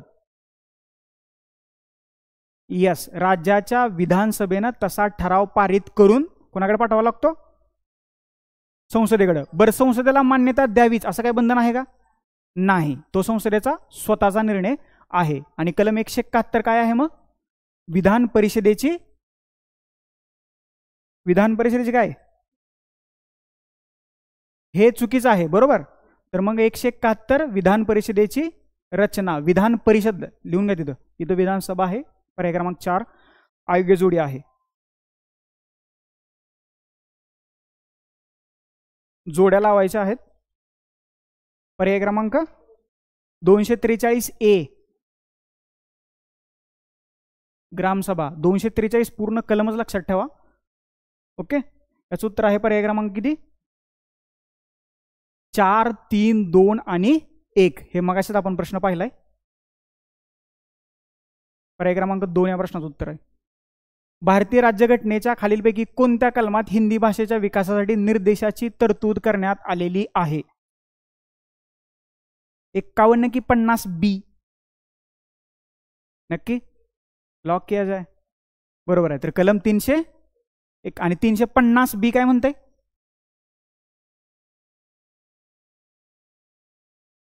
नाही, जवळ आहे, थोडंसं जवळ आहे. कलम 350B काय म्हणते? इथं आहे ना ऑप्शनमध्ये. हां, आहेच की. काय आहे 350B? भाषा सध्या चर्चेचा विषयावर. याच्यावरती कसाही प्रश्न विचारला जाऊ शकतो. त्या अभिजात भाषेबद्दल विचारतील, 8व्या परिशिष्टाबद्दल विचारतील, हिंदीबद्दल विचारतील, मराठीबद्दल विचारतील.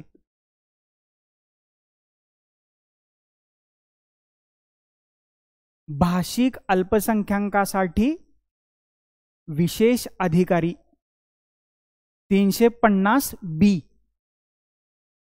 343 काय?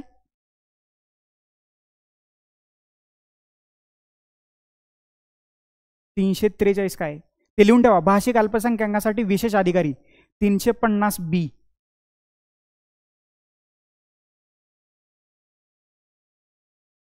आणि 343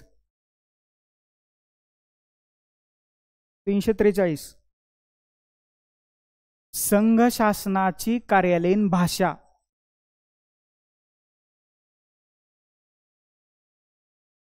संघ शासनाची कार्यालयीन भाषा 343. 351 मध्ये हिंदी भाषा विकास आणि 368 मध्ये कलम 368 काय आहे?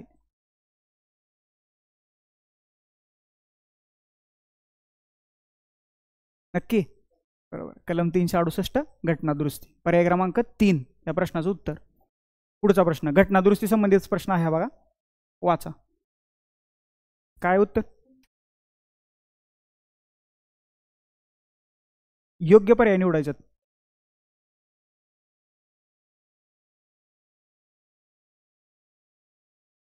योग्य पर्याय निवडायचे आहेत.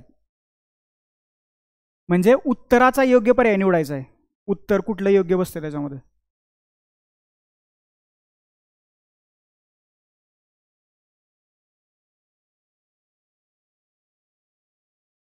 नक्की नक्की का? जीएसटीची घटनादुरुस्ती कोणती आहे? 101 कन्फर्म आहे. ओके, जर का जीएसटीची घटना दुरुस्ती तुम्हाला माहीत असेल तर हे 101% चुकीचं आहे. आणि 100वी घटना दुरुस्ती कशाशी संबंधित आहे मगाशी सांगितले, भारत आणि बांगलादेशातल्या प्रदेशांची परस्पर देवाणघेवाण. पर्याय क्रमांक 4, फक्त डी चूक आहे. ओके, हा प्रश्न थोडासा वेगळ्या पद्धतीने विचारलाय. सत्यता तपासा आणि योग्य पर्याय निवडा. ओके, उत्तराचा योग्य पर्याय निवडायचा आहे. आणि इथं काय केले, बरोबर चूक चूक चूक, उत्तराचा योग्य पर्याय निवडायचा होता. पर्याय क्रमांक 4 या प्रश्नाचं उत्तर आहे. सर्वोच्च कायदा अधिकारी असणाऱ्या महाधिवक्त्याची नियुक्ती कोण करतात? राज्याचं विचारले. कोण करतं? कोण? राज्यपाल. हां, कलम कोणतं? राज्याच्या महाधिवक्त्याचं कलम कोणतं? 76, 165, 148, 180, 200 काय 165, 165. भाग किती? भाग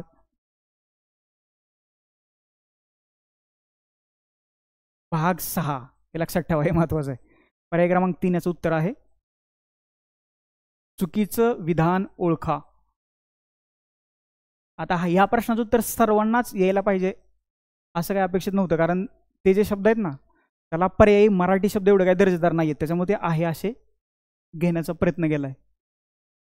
प्रोरोगेशन म्हणजे तर ते पहिलंच विधान चुकीचं आहे, बाकीचे 3 बरोबर आहेत.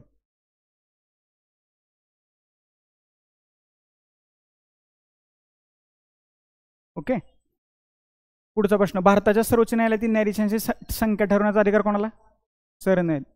भारताची संसद. पर्याय क्रमांक 2. भारताच्या नागरिकत्वाविषयी खालीलपैकी योग्य विधान किंवा विधाने कोणती? 5 ते 11 मध्ये तरतुदी आहेत का? नक्की 5 ते 11 मध्ये. भाग कितवा? बरोबर आहे. भाग 3 मध्ये काय? नक्की ना? ब्रिटिश राज्यघटनेतून आपण एकेरी नागरिकत्वाची तरतूद स्वीकारली का?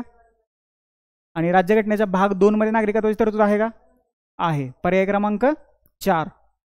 आणि शेवटचा प्रश्न. 7वी घटना दुरुस्ती 1956 एकाच व्यक्तीची 2 किंवा अधिक राज्यासाठी राज्यपाल म्हणून नियुक्ती करण्याची तरतूद. बरोबर आहे का? आत्ताच प्रश्न आला होता ग्रुप सीच्या प्रीला. 7वी घटना दुरुस्ती 1956 नुसार राज्यांसाठी सामायिक उच्च न्यायालय. आणि 24वी घटना दुरुस्ती विधेयकांना राष्ट्रपतींना मान्यता देणं बंधनकारक करण्यात आलेलं आहे. तर याचं उत्तर आहे पर्याय क्रमांक 4. यापैकी नाही. ही सर्व जी विधानं आहेत तर ती बरोबर आहेत.